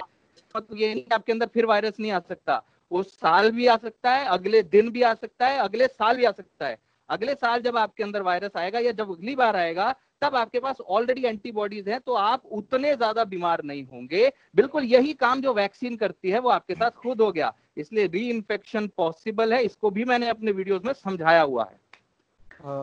Okay Ayush, your turn. Sir मुझे थोड़ा समय दीजिएगा। सर आपने ये एक मैनुअल यूसेज मैनुअल का टेस्ट किट का जिक्र किया, आप अपनी वीडियोस में भी उसका जिक्र करते रहे हैं, तो मैंने उसका वो स्क्रीनशॉट देखा था और मैनुअल के लिए मैंने सर्च किया, तो मेरे ख्याल से जिसका आप जिक्र कर रहे हैं जो स्क्रीनशॉट था वही खुला हुआ है। SARS-CoV-2 corona virus multiplex RT qPCR kit ये है उसका, और उसमें रेगुलेटरी स्टेटस लिखा हुआ है for research use only, not for use in diagnostic procedures. ठीक है, तो पहली बात तो ये एक प्राइवेट संस्था की वो है, मतलब जो लैब्स के लिए वो करती है, टेस्ट किट्स इशू करती है रिसर्च पर्पस के लिए, उसकी ये वो है, उसका नाम CD है, creative diagnostics. It's not CDC, ये centre for disease prevention control नहीं है, ये क्रिएटिव। मैं पूरी बात बता रहा हूँ। तो इनने जो ये पर्टिकुलर टेस्ट किट का मैनुअल इशू किया था, इनने कहा था कि ये वाली जो टेस्ट किट है, जो प्रोसीजर हम बता रहे हैं, इसका इस्तेमाल आप लैब के लिए कर सकते हैं, आप इसका इस्तेमाल किसी क्लिनिकल ट्रायल के नहीं कीजिएगा। और ऐसा उन्होंने क्यों कहा था, इसका कारण इन्होंने नीचे बताया। आप अगर थोड़ा नीचे स्क्रॉल करते तो उसमें आपको लिमिटेशंस लिखे मिलते, जो डॉक्टर परमजीत ने बात बताई कि ऐसा क्यों वो करते हैं। The detection result of this product is only for clinical reference, it should not be used as the only evidence for clinical diagnosis and treatment. The clinical management of patients should be considered in combination with their symptoms, science history, other laboratory tests and treatment responses. मतलब बाकी सारी चीजों को भी consider करना है, तब जाकर इसका डॉक्टर एक इंटरप्रिटेशन निकालेगा। सिर्फ इस टेस्ट के आधार पर किसी का रिजल्ट नहीं निकाला जा सकता है। जो आप रेगुलेटरी स्टेटस बता रहे थे, उसका एक क्लैरिफिकेशन नीचे लिखा हुआ है। आयुष जी, मैं यहाँ पे ये बोलना चाहूंगा कि आपने बोला था ये प्राइवेट क्लिनिक का अपना एक मैनुअल है। आप दुनिया में कोई भी जो प्राइवेट नहीं है, गवर्नमेंट का कोई भी एक टेस्ट का मैनुअल लेके आइए जिसमें ये लिखा है कि it is RT-PCR test can be used for diagnosis of the patient. मेरे सामने जो खुला है वो US FDA का मैनुअल खुला हुआ है, जिसे US FDA जो फूड एंड ड्रग एडमिनिस्ट्रेशन है, US की सबसे बड़ी ड्रग रेगुलेटरी बॉडी है, और उसने और CDC ने मिलकर बनाया है। और उसमें ऐसी कोई भी बात नहीं लिखी है कि इसका टेस्ट के लिए इस्तेमाल नहीं किया जा सकता है। उन्होंने इसे टेस्ट के हिसाब से ही बनाया है, और ये कोरोना वायरस टेस्ट के लिए ये बहुत लंबा डिटेल मैनुअल, आप चाहें तो मैं आपको PDF भेज दूंगा। तो मेरे पास है। अच्छा, ये विश्रुप जी एक बात बताइए, जैसे आप जो भी विश्रुप जी आप जो भी तर्क दे रहे हैं विश्रुप जी, वो आप हमेशा जैसे आपने आधी बात बताई कि देखिए इसमें मशीन में ऐसा लिखा हुआ है, तो डॉक्टर सिंह और आयुष ने बता दिया कि नीचे वाला तो आपने बताया ही नहीं। अरे बताने आधा क्यों बता रहे हैं? दे रहे हैं, अभी भी तो बताने देने रहे हैं, रुकिए तो सही। देखिए जी आपने जो एफडीए का पेज अभी खोला है उसमें आप देखेंगे for emergency, right, emergency diagnostic only, right, और हाँ, इमरजेंसी डायग्नोस्टिक लिखा हुआ है कहीं ऊपर, इमरजेंसी यूज ओनली लिखा हुआ है। हाँ लिखा हुआ है ना। अब हाँ आप एफडीए में उसी साइट में जाके ढूंढिए कि इमरजेंसी का मतलब क्या है, ढूंढिए तो सही। उसमें मतलब मैंने पढ़ा है, मैं बता देता हूँ, फिर आप ढूंढ लीजिए। इसका मतलब ये लिखा हुआ है कि ये टेस्ट हमने इमरजेंसी में ये तो दिया, लेकिन इसको अभी तक हमने चेक नहीं किया कि ये काम करता है या काम करेगा या नहीं करेगा, या इसकी एफिकेसी क्या होगी, हमें नहीं पता। अब देखिए, ये अब ये खुला हुआ है, अब देखिए। जी आप वो सही कह रहे हैं। ये एक मतलब सादे तरीके से एक लैब की प्रोसेस होती थी, polymerase chain reaction. Corona virus के केस में हमारे पास कोई अभी मतलब क्योंकि ये नया वायरस है तो हमारे पास कोई खास ठोस टेस्ट नहीं था, इसलिए हमें एक लैब की प्रोसेस को एक टेस्ट के तरीके से यूज करना पड़ा। तो वो कमी वो एक्नॉलेज करते हैं, लेकिन इसका मतलब ये नहीं है कि ये टेस्ट प्रोसेस पूरी तरीके से गलत है। मैं इसका अच्छा एग्जाम्पल डॉक्टर विश्रुप जी, ये बात बताइए कि ये पूरी दुनिया, विश्रुप जी ये बताइए कि पूरी दुनिया, 10 सेकंड और पूरी, लूंगा, 10 सेकंड। सवाल तो सुन लीजिए फिर आप ही का बारी है। पूरी दुनिया इस टेस्ट के आधार पर जांच कर रही है, इलाज कर रही है। जिन लोगों तक इलाज नहीं पहुंच पा रहा या जिनकी वल्नरेबिलिटी ज्यादा है क्योंकि वैक्सीन नहीं है ना, वो लोग मर भी रहे हैं। और आप डेथ रेट पर भी सवाल उठा रहे हैं, आप बीमारी के नामकरण पर, आप बीमारी की टेस्टिंग पे, आप हर चीज पे सवाल उठा रहे हैं। तो क्या ये पूरी दुनिया ने मिलकर एक कॉन्स्पिरेसी खड़ी कर दी, क्या है ये? जाहिर सी बात है, कॉन्स्पिरेसी तो है ही है, आपको नहीं किसकी? दिख रहा? हाँ, किसकी? वो नाम पूछ रहे हैं आप? नाम है वहां कौन कौन इन्वॉल्व है इस कॉन्स्पिरेसी में आपके हिसाब से? देखिए, मेरे हिसाब से जो मेरी रीडिंग है, that is Anthony Fauci is the number one, he is the one who is involve in it. आज से 34 ईयर पहले, 36 ईयर पहले, 1984 में जब HIV एड्स पहली बार बोला था कि समथिंग लाइक HIV एड्स, तब कौन था पीछे? एंथनी फॉची। आज कौन है पीछे? एंथनी फॉची। इसकी एक अपनी हिस्ट्री अगर आप देखेंगे तो आपको मतलब फिर वो एक नया डायरेक्शन ले लेगा। मैं चाहता नहीं कि उसको आर यू टेलिंग मी कि अमेरिका में बैठे एक टॉप साइंटिस्ट ने ये पूरी कंस्पिरेसी रची जिससे इक्वेडोर में लोग मर रहे हैं जिनको कब्रिस्तान नसीब नहीं हो रहा, इटली और स्पेन में मर रहे हैं, यूके में मर रहे हैं, चाइना में मर रहे हैं, Singapore, South Korea, Japan, India, Bangladesh. Saurabh ji, मैं बताता हूँ, एक एक करके नाम लेते हैं कंट्रीज का। जापान का नाम लेते हैं। जापान का journal of American medical association, Jama, 10 अप्रैल, देखिए 10 अप्रैल। एक ही कंट्री से सारा एग्जाम्पल मिल जाएगा, मैं और नहीं बोलूंगा, एक ही एग्जाम्पल दूंगा। जापान का करीब 150-200 लोग मर रहे हैं, और वहां पे तो लॉकडाउन भी नहीं है, वहां बड़ी तेजी से फैल रहा होगा। जापान में भारत से पहले, सबसे पहले चाइना के बाद कहाँ फैला था? जापान गया था, आपको याद होगा, कोरोना वायरस, राइट। तो जापान में मैंने देखा डेथ रेट क्या है। 10 April, IUC, 10 April, Journal of American medical Association, की ये जो कोरोना वायरस है, it is kept under flu like virus, right, influenza like illness की कैटेगरी का है। तो पिछले 5 साल में इन्फ्लुएंजा लाइक इलनेस में, including corona virus, for that matter पुराना कोरोना वायरस हो कि नया corona virus, influenza like illness से कितने लोग मरे हैं वो पूरा आंकड़ा दिया हुआ है 10 अप्रैल तक का। 10 अप्रैल में, 10 अप्रैल का journal of American medical association में 2014 से लेके नाउ इट इज 2020 तक का आप देखेंगे। अभी खोल के देख सकते हैं ग्राफ, नहीं तो मेरे हाथ में मैं दिखा देता हूँ कि 2000 अभी इस साल in comparison to rest of the 5 years सबसे कम डेथ हुआ है ओवरऑल इन्फ्लुएंजा लाइक इलनेस से, जिसमें कोरोना को भी शामिल कर लिया गया। अब देखिए, तो ये हुआ जापान की बात। अब स्वीडन की बात करते हैं। स्वीडन के लिए सर, आयुषी आप एक आपने आपने जापान का जिक्र किया। स्वाति हमारी इंटरनेशनल अफेयर्स की एडिटर हैं, मैं एक शो करता हूं उनका लिखा हुआ दुनियादारी, और स्वाति लगातार ये अपडेट दे रही हैं कि initially Japan took it lightly, वो अपने फीवर क्लिनिक्स और इनिशियल स्क्रीनिंग के भरोसे रहे, लेकिन पिछले 1-1.5 हफ्ते में उन्होंने सोशल डिस्टेंसिंग के नियम और ये सारी चीजें बढ़ा दी हैं, क्योंकि उनके यहाँ अब केसेस में एक्सपोनेंशियल ग्रोथ दिख रही है। अगर आप जॉन हॉपकिंस यूनिवर्सिटी के डेटा सेंटर पे जाएंगे जो डेली हर मिनट कहा जा रहा है कि अपडेट कर रहा है, तो आपको जापान के डेटा में क्रिटिकल राइज दिखाई देगा, और इसके लिए जापान परेशान है। आप साउथ कोरिया की बात कर रहे हैं, साउथ कोरिया का मॉडल पूरी दुनिया में एक्सप्लेन किया गया है कि किस तरह से उन्होंने एग्रेसिवली टेस्टिंग की। Same with Norway, same with Singapore, उन्होंने कॉन्टैक्ट ट्रेसिंग की और बीमारी को रोका। अगर किसी देश ने बीमारी को रोक लिया है तो उससे बीमारी की भयावहता कम नहीं हो रही है। अभी तो जापान की बात कर रहे हैं, और उन्होंने रोका है इस टेस्ट के बेसिस पे, इसी टेस्ट के बेसिस पे रोका जिस है, टेस्ट को आप क्वेश्चन लॉकडाउन कर के रहे हैं उसी बेसिस पे टेस्ट पे रोका है। डिटेक्ट कर, जिस टेस्ट को आप क्वेश्चन कर रहे हैं उसी टेस्ट के बेस पे उन्होंने डिटेक्ट किया पहले आप कह रहे हैं टेस्ट गलत है, अब आप कह रहे हैं कि उस टेस्ट के बेस पर नहीं, मैं कह रहा हूँ इन्फ्लुएंजा लाइक इलनेस की कैटेगरी, इन्फ्लुएंजा लाइक इलनेस। मैं अरे भाई बेसिक ही बात आ गई ना यार। ये इन्फ्लुएंजा लाइक इलनेस में 10 या 100 बीमारियां आती हैं। इन्फ्लुएंजा लाइक इलनेस में यहाँ कोरोना वायरस की बात आ रही है। मैं कहां से कहां जोड़ रहे हैं? मैं ये बोल रहा हूँ कि ओवरऑल मोर्टेलिटी कहीं भी नहीं बढ़ी सौरभ जी। किसी देश का influenza like for example Bharat की बात करें तो आप मुझे लेकिन ये बताइए कि ये डॉक्टर फाउची की जो आप कंस्पिरेसी थ्योरी दे रहे हैं कि इसके पीछे डॉक्टर फाउची हैं, तो ये जो दुनिया भर की जांच एजेंसीज हैं ये डॉक्टर फाउची के खिलाफ कोई कार्रवाई क्यों नहीं कर रही? कौन कौन मिला हुआ है? बस सर हो जाएगा। जैसे मैं आपको बताता हूँ, जैसे WHO का भांडाफोड़ हुआ था 1 साल बाद H1N1 के, 1 साल लग गया था लेकिन भांडाफोड़ हो गया था। 2009 में उन्होंने किया था जो भी scam H1N1 scam, it got exposed इन 2010। 1 साल लगा था। सिमिलरली आप देखिएगा एंथनी फाउची का भी बहुत जल्द भांडाफोड़ हो जाएगा, टाइम तो लगता ही है। आप ये कह रहे हैं कि एंथनी फाउची ने कैसे इसको मतलब फैलाया, वो मैं जानना चाहता हूँ। उसने कोरोना को नहीं फैलाया। हाँ, कोरोना को नहीं फैलाया, वायरस को नहीं फैलाया। वायरस इतना भयानक है, ये कॉन्सेप्ट फैलाया कि वायरस से। लेकिन डॉक्टर फाउची और जो अमेरिका के दूसरे पूरा तंत्र है उनके ये सारी चीजें प्रोपोगेट करने से पहले ही ये इटली और स्पेन में महामारी का रूप ले चुका था, तो वहां पे डॉक्टर फाउची क्या कर रहे थे?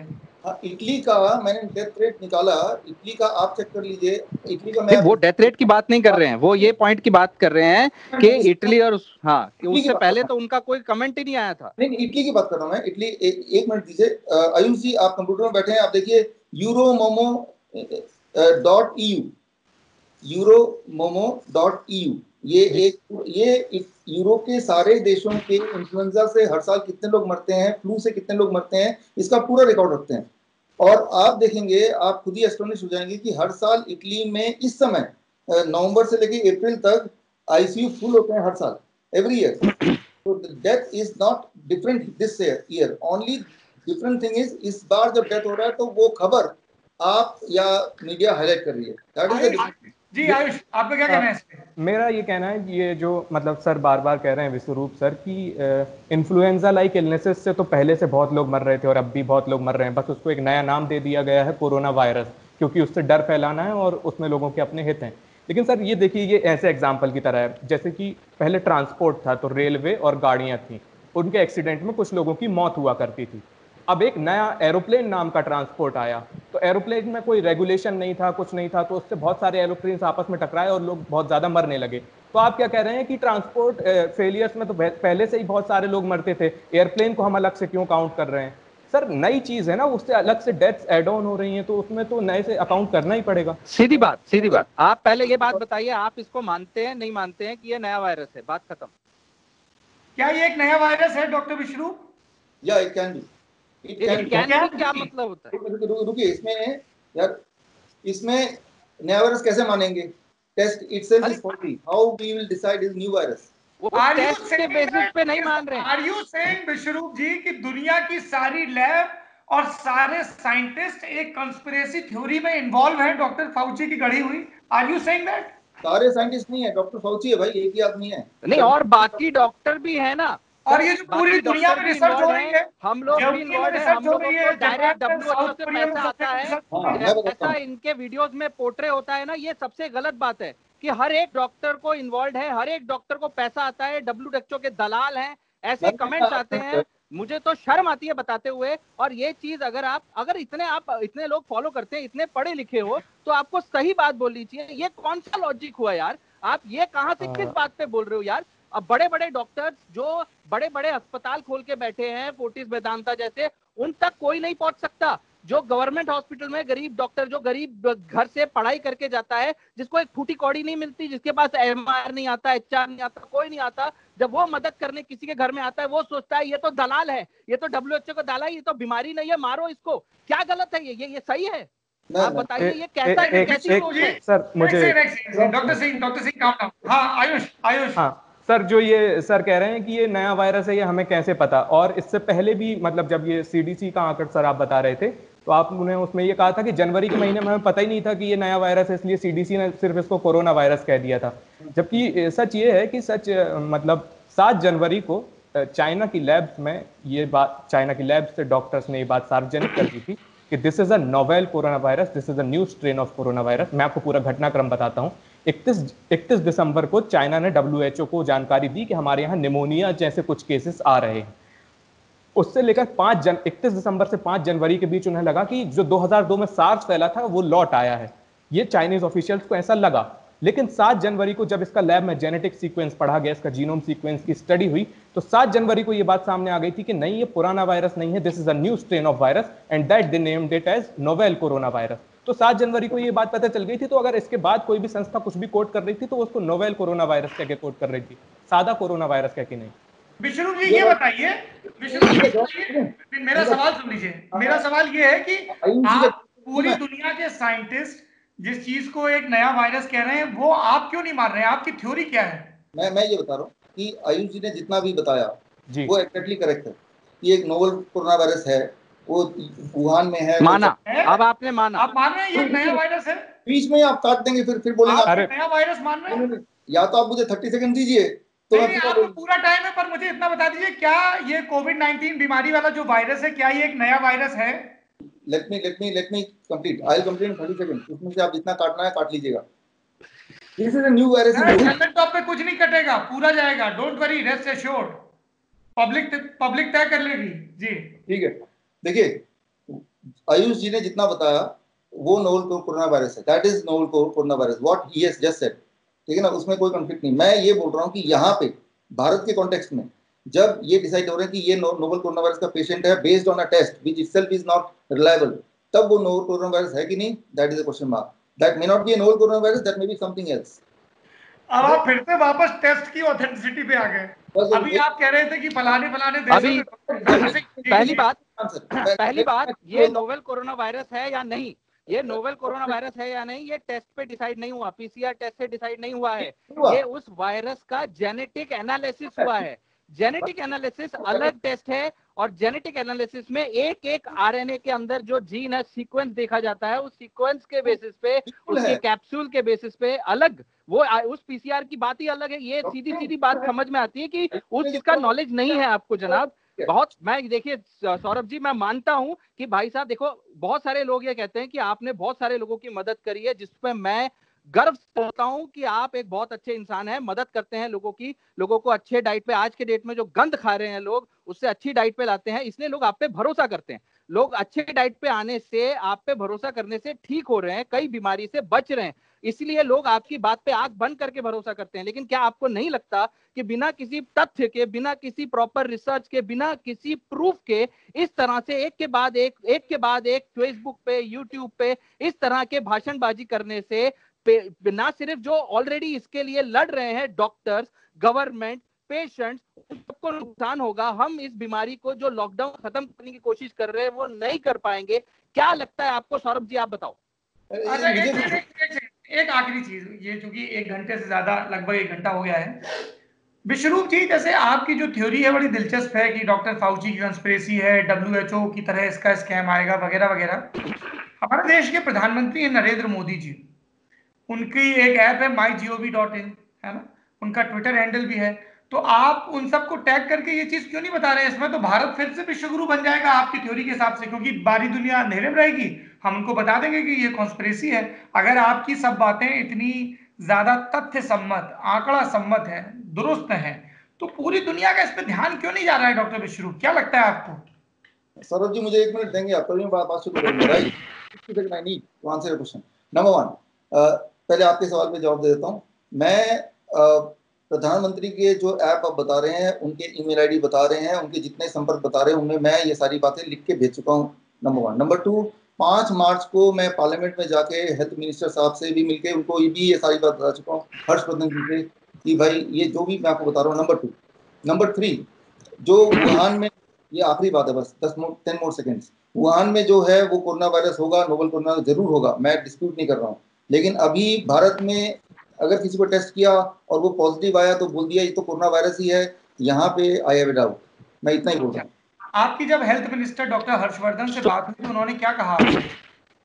उन्होंने क्या कहा, कोट एंड कोट, मैंने उनको बोला सर मैं वैसे ही बता रहा हूँ जैसे उनको बताया था, ठीक है ना, कि नहीं, आपने, मैं ये नहीं पूछ रहा हूँ आपने क्या बताया, आप तो डॉक्टर फाउची की कंस्पिरेसी थ्योरी से लेके हर चीज, डॉक्टर हर्षवर्धन ने क्या कहा आपसे?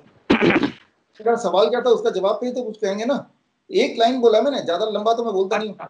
मैंने उनको बोला सर ये एक सिंपल फ्लू वायरस है, ये तो 2-4 दिन में लोग वैसे भी ठीक हो जाएंगे, इसके लिए इतना बड़ा ये जो प्रिकॉशन या तब ये लॉकडाउन नहीं था, लेकिन तब बहुत सारे स्कूल बंद हो गए थे, तब जस्ट बंद ही हुए थे उस दिन, तो इसकी सर क्या जरूरत है, रादर आप मुझे कुछ पेशेंट दीजिए, मैं इसको ठीक करके दिखाता हूँ सर। उनका जवाब था वो मैं आपको देता हूँ कि हमें पता है सिंपल है, 3-4 दिन में लोग ठीक हो सकते हैं फल और वेजिटेबल खा के भी, लेकिन हम WHO का प्रोटोकॉल फॉलो करेंगे क्योंकि ये इंटरनेशनल मामला है, इसीलिए हम इसमें कोई एक्सपेरिमेंट नहीं करेंगे। तो ये उनका जवाब था। जैसे और आपने कुछ लाए हैं तो आप दे दीजिए, मैं इसको कंसिडर कर सकता हूँ। मैं लेके गया था रिटर्न में, मैंने उनको नमस्कार बोला और उन्होंने मुझे मौका दिया, ये इतनी सी बात हुई और इतने बड़े मिनिस्टर का 5 मिनट मिला काफी।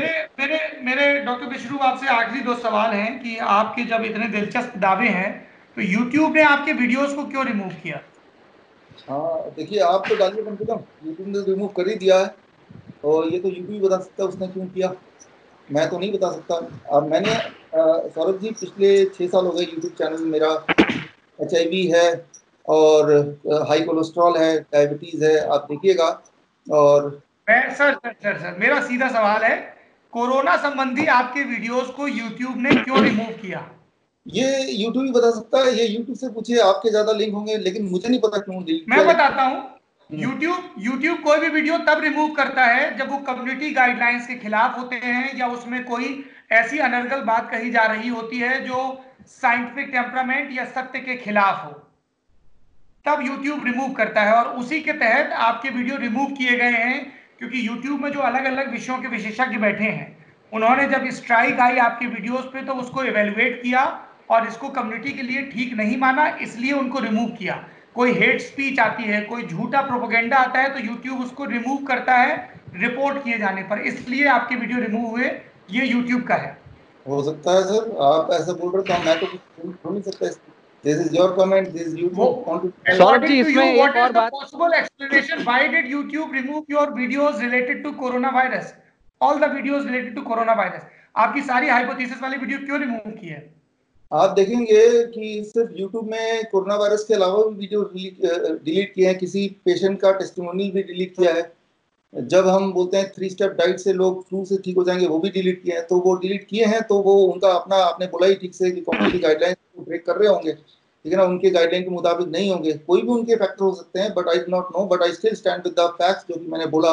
मैं तो सौरभ जी एक सबसे इंपॉर्टेंट बात, आप अगर मेरा विष्णु जी आपको दोबारा बोलना पड़ेगा, बीच में नेटवर्क चला गया था। मेरा सवाल है कि YouTube ने आपके वीडियोस को रिमूव किए, मैंने आपको कम्युनिटी गाइडलाइंस उनकी बताई जिसकी वजह से आपकी उस वीडियोस पे स्ट्राइक आई और वो वीडियो रिमूव हुए। आपका क्या पॉसिबल एक्सप्लेनेशन है? हाँ सौरभ जी, क्यों डिलीट किया उन्होंने ये वो बता सकते हैं, लेकिन अगर मैंने कम्युनिटी गाइडलाइन ब्रेक किया इसका मतलब ये है कि उसमें जो मैं बता रहा हूँ, जो मैं तथ्य बता रहा हूँ वो सब झूठे हैं, तभी वो डिलीट करेगा, राइट? ऐसा that should be the ideal thing.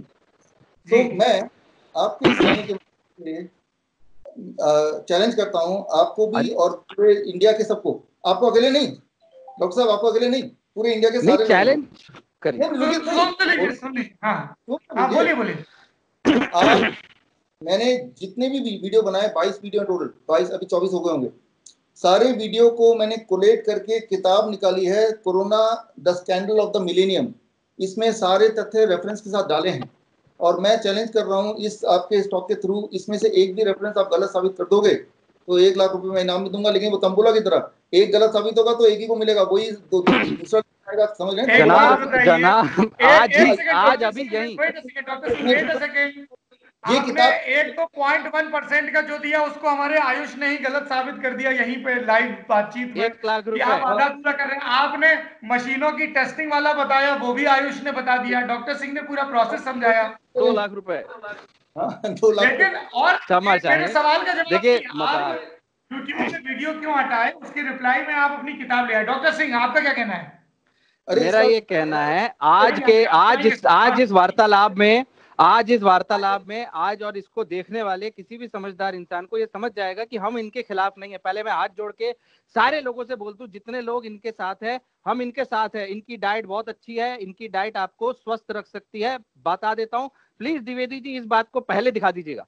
कि ये भाई साहब बहुत बड़ी प्रॉब्लम है, लोगों को लगता है हम इनके खिलाफ नहीं है, हम इन जो बोल रहे हैं उसके खिलाफ, जो ये बोल रहे हैं जो गलत है, जो आज इनकी एक एक बात, चाहे वो बात 1% मॉर्टेलिटी वाली हो, चाहे वो बात पीसीआर टेस्ट वाली हो, चाहे वो बात कोरोना वायरस फ्लू वायरस वाली हो, उसकी डेथ रेट वाली हो, ये एक पूरी कंस्पिरेसी वाली हो, एक भी बात ना ये साबित कर पाए। हमने सारे जितने लोग ये खड़े हैं उन्होंने गलत साबित की है, ये देखने वाले इंटरप्रिटेट कर सकते हैं जनाब। सिर्फ आप ये कह रहे हैं कि नहीं मैं गलत नहीं हूं, ये वही बात हो गई कि मैं आउट हो गया, लेकिन मैं आउट नहीं हूं, मैं तो खेलूंगा, ऐसा नहीं होता।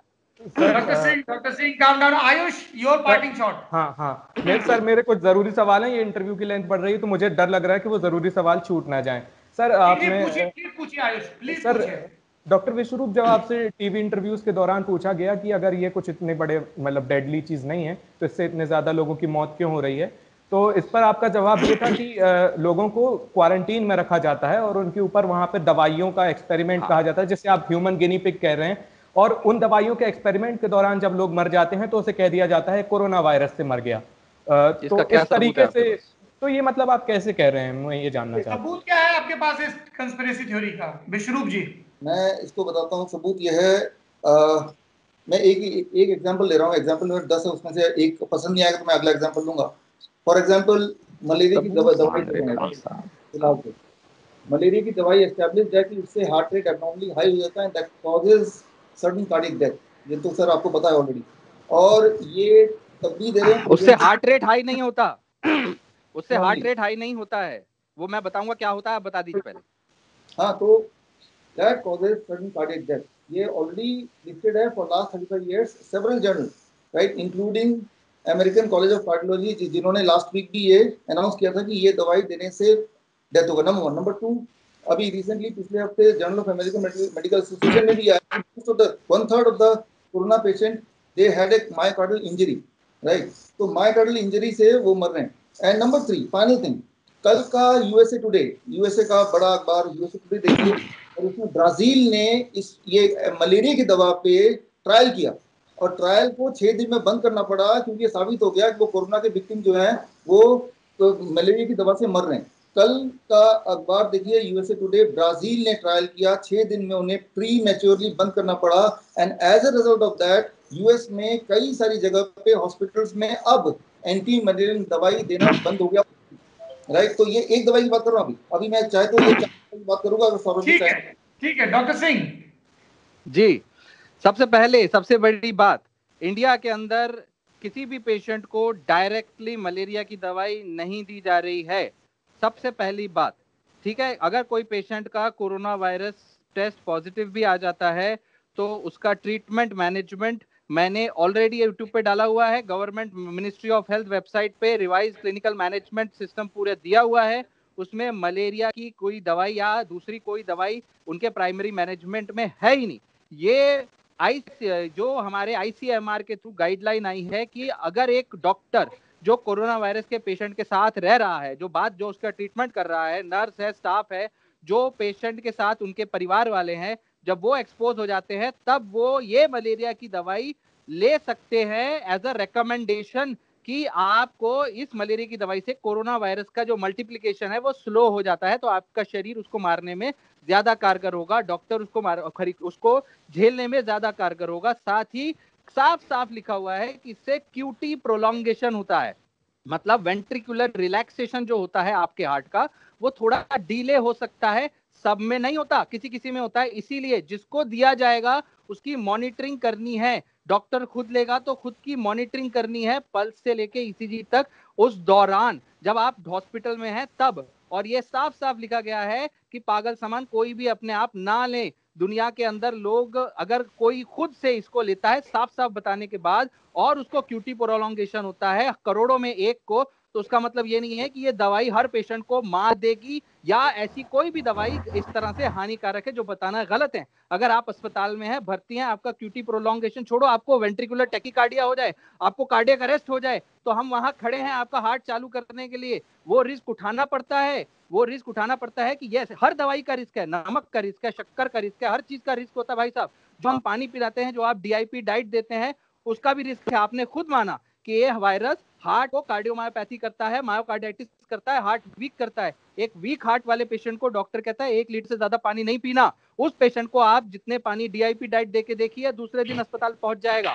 ये बात इसलिए कह रहा हूं कि मेडिसिन की नॉलेज जरूरी है, किस पेशेंट में कौन सी चीज काम करेगी। आपकी डाइट बहुत अच्छी है, लेकिन इसका मतलब ये नहीं कि दुनिया का हर पेशेंट उससे ठीक हो जाएगा। ये समझना हर पेशेंट के लिए जरूरी है। आयुष सर, हाँ दूसरा सवाल।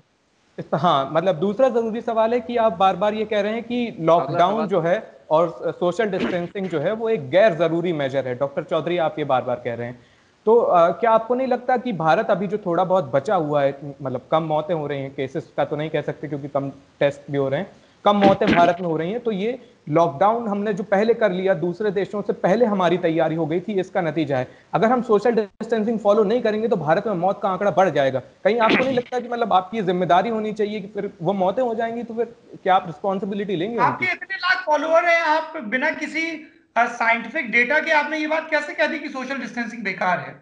विश्वरूप जी, आप बोलने का मौका दीजिए। आयुष ने एक बार पूछ लिया तो मैं बता दूंगा। सौरभ जी, आप दो बार बताइए। मैं तो बस उसी सवाल में अपना सवाल जोड़ रहा हूं सर। और जवाब सुनिए सर।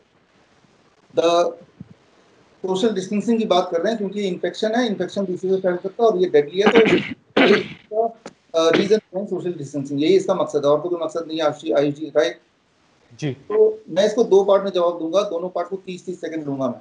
पहला पार्ट कि इसका जो मोर्टेलिटी रेट है, जो भी आप तय कर रहे हैं 3%, 2%, ये तो आप भी बोल रहे हैं, राइट, और इसका फैलने की शक्ति, उसमें तो कोई डिबेट है नहीं, वो तो 2.2% मान ही रहे हैं। इससे 10 गुना या 20 गुना ज्यादा एक और पैथोजन है भारत में जो इससे 10-20 गुना ज्यादा तेजी से इंसान को मारता है और 10 गुना ज्यादा तेजी से फैलता है। दैट इज कॉल्ड ट्यूबरकुलोसिस, जिसमें हर साल 5 लाख लोग मरते ही हैं, हर मिनट एक आदमी मरता है। जब से आप अब तक 60 लोग मर चुके हैं ऑलरेडी, राइट। लेकिन हमने ट्यूबरकुलोसिस के लिए कभी लॉकडाउन नहीं किया, ना ही अब कर रहे हैं, जबकि अभी भी 15 लाख ट्यूबरकुलोसिस के पेशेंट घूम रहे हैं और एक ट्यूबरकुलोसिस का पेशेंट 10 पेशेंट बना सकता है, 10 तक पहुंचा सकता है। तो जब ट्यूबरकुलोसिस के लिए लॉकडाउन नहीं है और चल रही है, और ट्यूबरकुलोसिस से हर साल मरते हैं 5 lakh for last many years, right. तो दैट इज वन थिंग। ये तो हुआ एक पार्ट, 30 सेकंड खत्म। दूसरा पार्ट, ये जो वायरस है जो मैंने आपको बताया, it is a flu virus. मैं बता रहा हूँ, आपको मान नहीं रहा है। इसका 0.1% ट्रांसमिशन रेट है, डेथ रेट है, और इसका ट्रांसमिशन रेट 2.2% है, तो जो कि बाकी फ्लू में भी है। तो बाकी फ्लू में मान लो मुझे 0.1% का ट्रांसमिशन रेट कहां से दे रहे हैं आप भाई? ट्रांसमिशन नहीं, डेथ रेट। 0.1% की ट्रांसमिशन रेट का डेटा कहां से दे रहे हैं आप? ट्रांसमिशन रेट नहीं, डेथ रेट बोल रहा हूँ। हाँ, वही डेथ रेट का तो भी डेटा कहाँ है? डेथ रेट तो ऑलरेडी 0.1% बता कहां आपने दिया? हमने आपके सामने इंग्लिश जर्नल निकाल के दिखा दिया। अरे मैंने आपने स्टैनफोर्ड के प्रोफेसर की बात की, हमने वो आपके सामने दिखा दिया। दो चलिए, आपने टीबी का उदाहरण दिया। डॉक्टर सिंह, आप क्या कहेंगे ये टीबी के उदाहरण थे? जी जनाब, ये टीबी का जो बैक्टीरिया है ये आज से नहीं है, ये बहुत सालों से हमारे देश में है। और इसमें सबसे बड़ा प्रॉब्लम जो है वो है कि जनता सामने नहीं आती है। लोगों को 3-3 हफ्ते 4-4 हफ्ते खांसी बनी रहती है और वो टेस्ट नहीं कराती है। इसमें लॉकडाउन का कोई मतलब नहीं है, इसीलिए क्योंकि ये ऑलरेडी सालों से है और ये नहीं बोला जा सकता कि कहां पर है कहां नहीं है। अगर आज एक टीबी का नया बैक्टीरिया आता कोई, तो जरूर उसके लिए लॉकडाउन होता। अगर आज ये कोई क्योंकि हर साल H1N1 के लिए लॉकडाउन नहीं होता है और अगले साल कोरोना वायरस के लिए लॉकडाउन नहीं होगा, क्योंकि ये वायरस कल अगले साल भी आएगा, नोवेल कोरोना वायरस। ये टीबी का बैक्टीरिया इंडिया के अंदर ही फैला हुआ है, बाकी दूसरे कंट्रीज में इतना नहीं है। बाकी दूसरे कंट्रीज हमारे पेशेंट्स को वहां लेते भी नहीं है बिना टीबी की जांच के, बिना क्लियर करे। आपको वीजा भी नहीं मिलता है, क्योंकि इंडिया के अंदर यही प्रॉब्लम है कि लोग अपने टेस्ट नहीं कराते। क्यों नहीं कराते? क्योंकि इतनी जानकारी नहीं है लोगों के पास कि आपकी बीमारी टीबी हो सकती है। सबने बोल लिया, अमिताभ बच्चन ने बोल लिया, इन्होंने कह लिया, रेडियो में बोल लिया, सबने कह लिया, फिर भी लोग नहीं जाते। इसका मतलब ये नहीं हुआ कि क्योंकि टीबी जैसी बीमारी जो है वो आज तक उसके लिए लॉकडाउन नहीं हुआ, तो ये बीमारी कोरोना वायरस जो सालों से है, ऐसा जो आप समझते हैं कि ये पुरानी ही वायरस है, इसलिए नहीं होना चाहिए। जो आपकी बात समझ में आती है जब आप ये माने कि ये पुराना वायरस है, जबकि आप खुद मान चुके हैं कि एक नया वायरस है, एक नया वायरस जिससे दुनिया भर में दिक्कतें हो रही है। तो इसमें लॉकडाउन बंद करना ना सिर्फ हमारे लिए, आपके लिए, सबके लिए नुकसानदायी है, ये बात साबित होती है। दुनिया में डॉक्टर सिंह, मेरे ख्याल से टीबी का इलाज भी है। बिल्कुल है, टीबी का और कोविड परफेक्ट 19 इलाज का है। इलाज नहीं है, तो ये सोशल कोविड डिस्टेंसिंग 19 की के लिए मजबूरी इसलिए भी है कि अब अभी बिल्कुल हम एक ऐसे दुश्मन से लड़ रहे हैं जिसको मारने के लिए हमारे पास इफेक्टिव हथियार नहीं है। इसलिए वैसे टीबी के केस में लॉकडाउन नहीं किया सर, क्योंकि टीबी का केस डिटेक्ट होगा तो फौरन उसकी इलाज हो सकता है, उसको दवाई दी जा सकती है। और 2 कोविड हफ्ते 19 में की तो कोई दवाई मात्र नहीं बनी है सर जी। यहाँ मैं 2 मिनट और एक, हफ्ते एक बात और सौरभ जी, आपको क्यों, doctor Singh let me speak now, doctor Singh and Saurabh ji, आपको क्यों लगता है हर चीज का इलाज एलोपैथी में ही होगा? ये क्यों लगता है? मैं आपसे पूछता हूँ, एक सवाल मुझे पूछने दीजिए, जब एक पेशेंट क्वारंटाइन होता है, एलोपैथी में इलाज नहीं, आप खुद ही बोल रहे हैं, तो उसको आयुर्वेद में क्यों नहीं भेज रहे हैं, होम्योपैथ में क्यों नहीं भेज रहे हैं, यूनानी में क्यों नहीं भेज रहे हैं? वो आयुष ऐसे हो गया, आयुष यूनिवर्सिटी का रिकमेंडेशन देखा है आपने? हाँ नहीं, आयुष का आयुष यूनिवर्सिटी मैंने देखा वो प्रिवेंशन के लिए है। लेकिन मैं आपसे पूछता हूँ, तो अगर मुझे आयुष कोरोना होगा, ये जो विष्णु जी आप कह रहे हैं वो चीज आयुष यूनिवर्सिटी क्यों नहीं कह रही कि हम यूनानी से इलाज करेंगे या होम्योपैथी से इलाज करेंगे? मेरी आप कह बात रहे हो कि वहां जितने डॉक्टर्स का पैनल बैठा है, नहीं, यूनानी का, आयुर्वेदिक का, आप होम्योपैथी का, वो सब मूर्ख हैं, वो नहीं रिकमेंड कर रहे हैं, आप यहाँ बैठ के रिकमेंड कर रहे हैं। बाइस्ड हो रहे हैं, आप मुझे मौका नहीं दे रहे। If you give me chance, you I can win. इसमें मैं ये तो बोलना ये पूरी डिस्कशन ही आपकी थ्योरीज के इर्द गिर्द है सर, इससे ज्यादा मौका क्या होगा? सौरभ जी, मैं एक सवाल आपसे पूछना चाहता हूँ, मुझे आज कोरोना हो गया, क्या मेरे पास ये राइट है कि मैं आयुर्वेद से इलाज कराऊं या होम्योपैथ से कराऊं या यूनानी से कराऊं? Do I have the right today? क्या आंसर? बिल्कुल है, हाँ, बिल्कुल है। नहीं है, 3 दिन का राइट है आपके पास, 3 दिन का, 3 नहीं, दिन का राइट है आपके पास। 3 दिन का नहीं, और जब तक आप सीरियस नहीं होते तब तक राइट है आपके पास। जब कहां आप वेंटिलेटर पे जाने वाली हालत हो जाएगी तब आप कोई भी दूसरा चीज कर नहीं सकते। अगर आप ये बताइए, कोई पेशेंट अगर सांस नहीं ले रहा है तो आप क्या करोगे डॉक्टर साहब?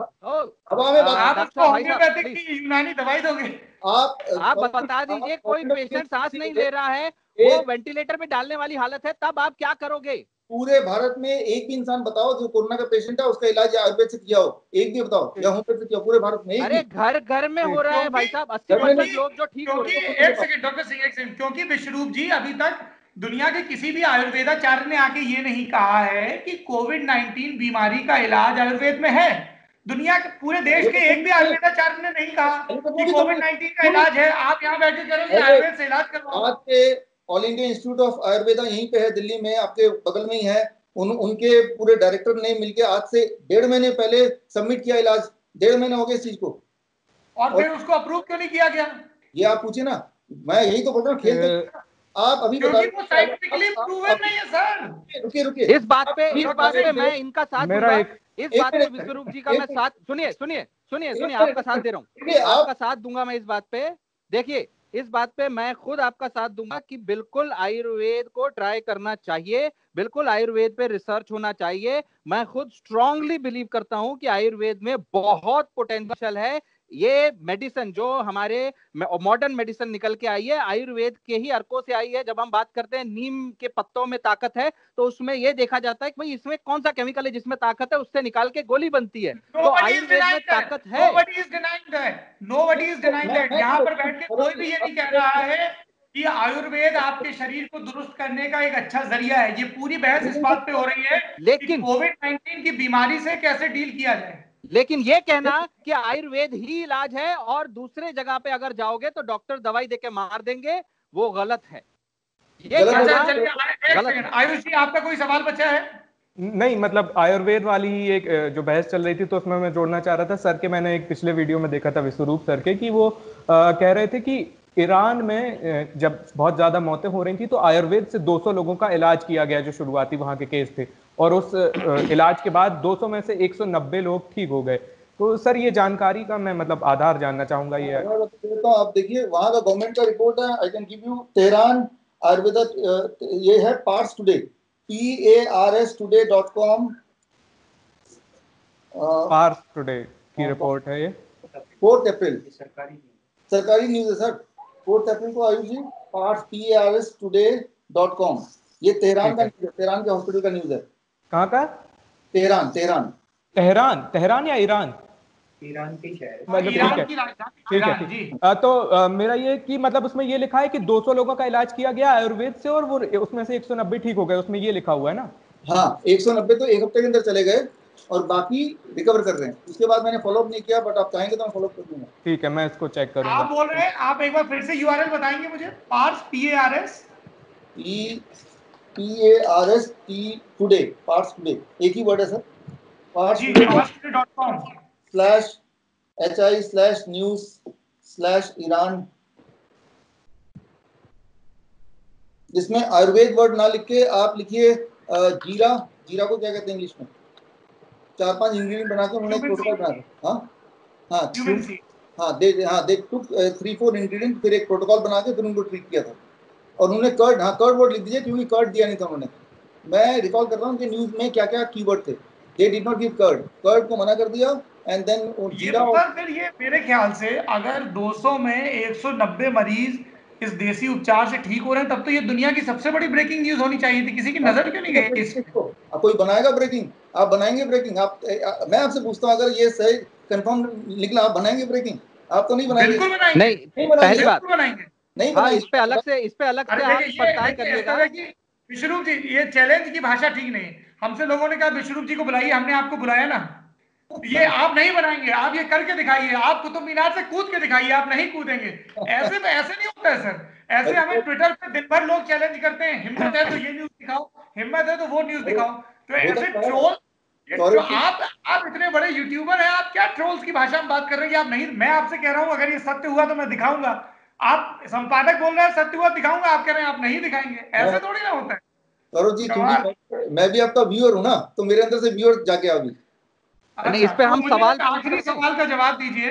कई लोगों ने ऐसा लिखा कि डॉक्टर विश्वरूप की जो डिग्री है, उस डिग्री को लेके उन्हें संदेह, जो आपकी पीएचडी है। यूट्यूब आयुष, क्या सवाल पूछा गया यूट्यूब पे, बताइए वो क्या है? जामिया ये कहा गया था जो आपकी यूनिवर्सिटी अलायंस इंटरनेशनल यूनिवर्सिटी, उस पर जब जाकर कोर्सेज की लिस्ट देखी गई तो उसमें पीएचडी इन डायबिटीज जैसा कुछ नहीं था। ये लोगों का सवाल है। मैं जवाब देता हूँ इसका। ये सर्टिफिकेट मैंने अपने यूट्यूब, मेरे वेबसाइट पे भी है, आप देखेंगे तो that is honorary PhD. That is honorary PhD. Honorary PhD है, ऑनररी पीएचडी इन डायबिटीज। अच्छा। सर ऑनररी पीएचडी में कभी आप डॉक्टर नहीं लगा सकते अपने नाम के आगे। ये रूल है भारत सरकार का। अभी भी आपको अगर ऑनररी डिग्री मिली है तो आप डॉक्टर नहीं लगा सकते सर। आप देखिए तो सही, आप देखिए। और ये ऑनररी पीएचडी, सौरभ जी, ये ऑनररी पीएचडी अलायंस यूनिवर्सिटी को अगर आप मेल करेंगे तो 10 दिन में आपको भी मिल जाएगी, एक पर्टिकुलर अमाउंट देने के लिए। Honorary PhD in diabetes, honorary PhD in cure for AIDS, honorary PhD on फलाना ढमकाना, इसकी आपको वो मिल जाएगी उनके रेट लिस्ट। 10 दिन में आपको पीएचडी बिना किसी पढ़ाई के, बिना किसी चीज के आपको मिल जाएगी, अगर आप पैसे देंगे। एक सेकंड विश्वरूप जी, आपको ये ऑनररी पीएचडी क्यों मिली है? आपकी कोई किताब है डायबिटीज पे जो पब्लिश हुई है? ये सर किताब है, रिसर्च पेपर है। मैंने तो 12 किताबें लिखी हैं। रिसर्च पेपर कौन से इंटरनेशनल जर्नल में डायबिटीज के पब्लिश हुए हैं? जर्नल ऑफ मेटाबॉलिक सिंड्रोम, आप देखिए। हाँ डॉक्टर सिंह। हाँ जी जनाब, अगर आप सर्च करेंगे जर्नल ऑफ मेटाबॉलिक सिंड्रोम, और ऐसी कई सारी जर्नल जो है ये फेक जर्नल्स मानी जाती है, जिसमें कोई भी कुछ भी जाके छाप सकता है। अगर आप रिसर्च करेंगे तो आपको साफ साफ पता चल जाएगा कि ये जर्नल का कितना रिलायबिलिटी है और उसका क्या हिसाब किताब है। बहुत आसानी से आप जाके रिसर्च कर सकते हैं। इसको प्रीडेटरी जर्नल कहते हैं, प्रीडेटरी जर्नल्स। जैसे कि आप, कई सारे लोग हैं जो अपनी बात सिर्फ साबित करने के लिए कि हमने जर्नल पब्लिश किया, आप देखो, ये यहाँ डाल देते हैं। इसका मतलब ये नहीं है कि ये कोई एक्चुअल ऑनररी ये जर्नल प्रीडेटरी या फेक जर्नल्स होती हैं। इसको आप चाहो तो पड़ताल करके साबित कर सकते हैं। ये बहस बहुत लंबी खिंच गई है। डॉक्टर विश्वरूप रॉय और डॉक्टर परमजीत सिंह, आप लोग कोविड-19 इस बात पे आप क्या बोलेंगे? एक आखिरी जरूरी सवाल है। इस बात पे इनका मत तो जान लीजिए कि ये प्रीडेटरी जर्नल है या नहीं। नहीं सर, ना मैं बताता हूँ, ये नहीं है। मैंने तो देखा जहाँ छापने के लिए क्या पापड़ बेलने पड़े, तो इसलिए मुझे पता है कि नहीं है सर। आप एक छाप है प्रीडेटरी जर्नल बात कही जा रही है कि जोम्बिया की जिस यूनिवर्सिटी की आप बात कर रहे हैं, वहां पे फीस देकर कोई भी डिग्री ले सकता है। क्या कितने देना है? नहीं, आप लेके देखिए। If it is so then you get it once. देखिए, बोलना आसान है सर। हमें तो जाम्बिया की उस यूनिवर्सिटी की डिग्री चाहिए नहीं, क्योंकि हमारे पास जेएनयू की डिग्री है। तो अगर नहीं चाहिए, देखिए साबित कौन करेगा? बोलना। Saurabh ji, Indo Vietnam medical board, ये कहां से आया? इंडो वियतनाम मेडिकल बोर्ड, ये क्या ये सवाल है आपका या सवाल है? हाँ देखिए, सवाल है। ये किसने बनाया? ये किसने बनाया? कौन से जगह से एफिलिएटेड है? ये कोई मेडिकल बोर्ड है या नहीं? कोरोना के ऊपर है। देखिए अब सवाल तो पूछते हैं, जवाब देते नहीं है। Anyway, I hope that you. अरे नहीं, ऐसा बिल्कुल नहीं भाई, आप जवाब दीजिए जी। हाँ, इंडिया बुक ऑफ रिकॉर्ड्स हमारा ब्रांड आप पीछे देख भी रहे हैं। This is registered with government of India. RNI number है हमारा 2006 का। आरएनआई तो आप समझते ही हैं, इंडिया बुक ऑफ रिकॉर्ड्स। और वियतनाम में है Vietnam book of records. Vietnam book of record is under the control of government of Vietnam, right. वो वियतनाम में ज्यादातर जो मीडिया है दैट इज गवर्नमेंट कंट्रोल्ड है। इंडिया में जैसे आपका प्राइवेट मीडिया है, राइट। तो India book of record in association of Vietnam book of record under the ministry of science and technology, government of Vietnam, right, under the license from government of Vietnam, we started what we call as Indo-Vietnam Medical Board. It is started by me and my partner, Vietnam Book of Records के Lee Trang Trung Yang. How do you have any medical degree to start a medical board? start a medical board, आपने research institute of complementary health sciences का भी एक company, fake company बनाई है। क्या उसको बनाने में, क्या उसमें कोई कार्य होता है? क्या इंडो वियतनाम मेडिकल बोर्ड में जैसे आप हो, आप यानी मैं या कोई भी, सौरभ जी, कोई भी अपना नाम का मेडिकल बोर्ड बना के अपने कोर्स शुरू कर दे, अपने हिसाब से कर दे, क्या उसकी कोई रेगुलेशन नहीं है दुनिया में?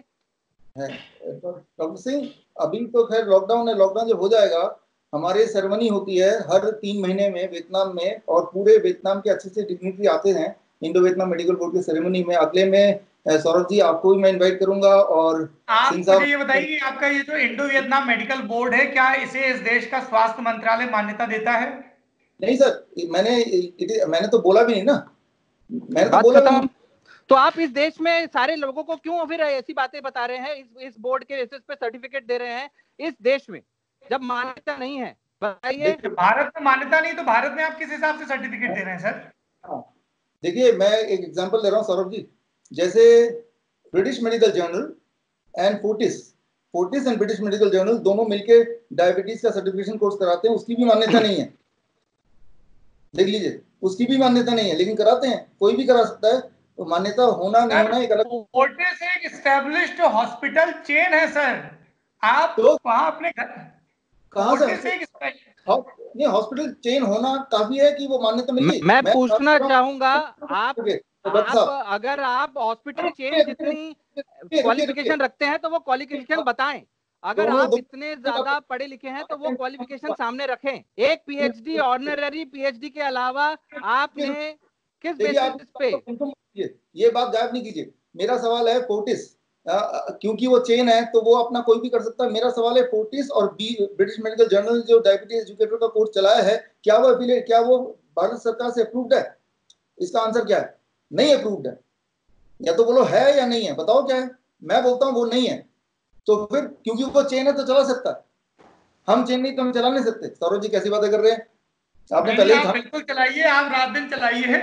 आपके दावे बहुत दिलचस्प हैं और ये पूरी बातचीत मेरे लिए बहुत रोचक है। आयुष जी, आप मेरा एक आखिरी जरूरी सवाल है सर। आप इसका जो कोरोना वायरस का इलाज बताते हैं तमाम इंटरव्यूज में, वो आप कहते हैं कि 3 दिन में आप इसको ठीक कर सकते हैं और इसके लिए किसी क्वारंटीन, सोशल डिस्टेंसिंग और इन सब चीजों की जरूरत नहीं। तो सर वो कैसे आप ठीक करेंगे? ये मतलब मुझे जरा सा। मैं ये बोलता हूँ हमेशा कि इन्फ्लुएंजा लाइक इलनेस, H1N1 हो, डेंगू हो, चिकनगुनिया हो, कोई फ्लू वायरस हो, पिछले 5 साल मैंने ये देखा है कि जब भी एक 3 स्टेप प्रोटोकॉल हमारा वो करता है तो by 3rd day patient they get relief.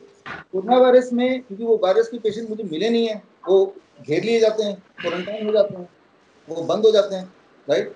तो मैं ये बोलता हूँ जैसे ही कोई फ्लू का पहला सिम्टम आए तो मैंने तो देखा है कि किसी भी तरह के वायरस। तो आप गारंटी से कैसे बोल सकते हैं जैसा आप बोल रहे हैं? मैं डॉक्टर विश्वरूप ये जानना चाहता हूँ, जैसे आपने कहा कि आप बीमारी ठीक कर सकते हैं, पर आपके पास तो बीमारी को ठीक करने के लिए कोई प्रशिक्षण है नहीं।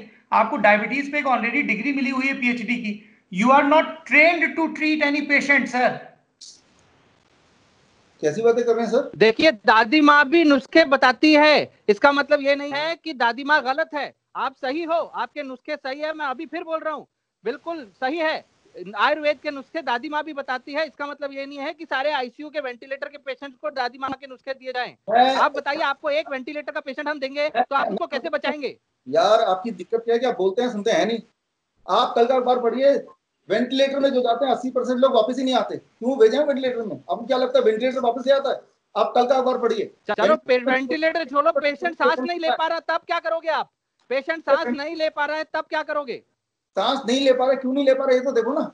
वो वायरस की वजह से नहीं ले पा रहा है, वायरस की इलाज की वजह से नहीं ले पा रहा है? Who will decide? वायरस के वजह से आपके पास आया ही, हमारे पास अस्पताल में इमरजेंसी में पेशेंट आता ही तब है जब सांस नहीं ले पा रहे, उससे पहले हम अस्पताल में भर्ती नहीं करते। सांस लेने में दिक्कत नहीं है तो हम भर्ती नहीं करते। जाओ घर जाओ, घर जाओ, अपने दादी माँ के नुस्खे अपनाओ। चलिए, thank you sir sir sir sir sir ये बिल्कुल हम इसको कतई टीवी डिबेट नहीं बनाना चाहते हैं। विश्वरूप रॉय जी, आप मेरे साथ जुटे, आपने अपने हिस्से के विचार रखे, आपको धन्यवाद। डॉक्टर परमजीत सिंह, आप हमारे साथ जुड़े, आपने अपने विचार रखे, आपको बहुत बहुत धन्यवाद। बाकी चीजें अब मैं लल्लन टॉप के दर्शकों के निर्चीर विवेक पर छोड़ता हूं। लल्लन टॉप का इस पर क्या मत है ये हम आपको लगातार बता रहे हैं। इस देश के, इस दुनिया की जो भी मेडिकल बोर्ड्स हैं, एजेंसीज हैं, वो क्या दवाई बता रही हैं उसका हम पूरी तरह समर्थन करते हैं। भारत सरकार ने सोशल डिस्टेंसिंग के लिए कहा है, प्लीज सोशल डिस्टेंसिंग का पालन करिए।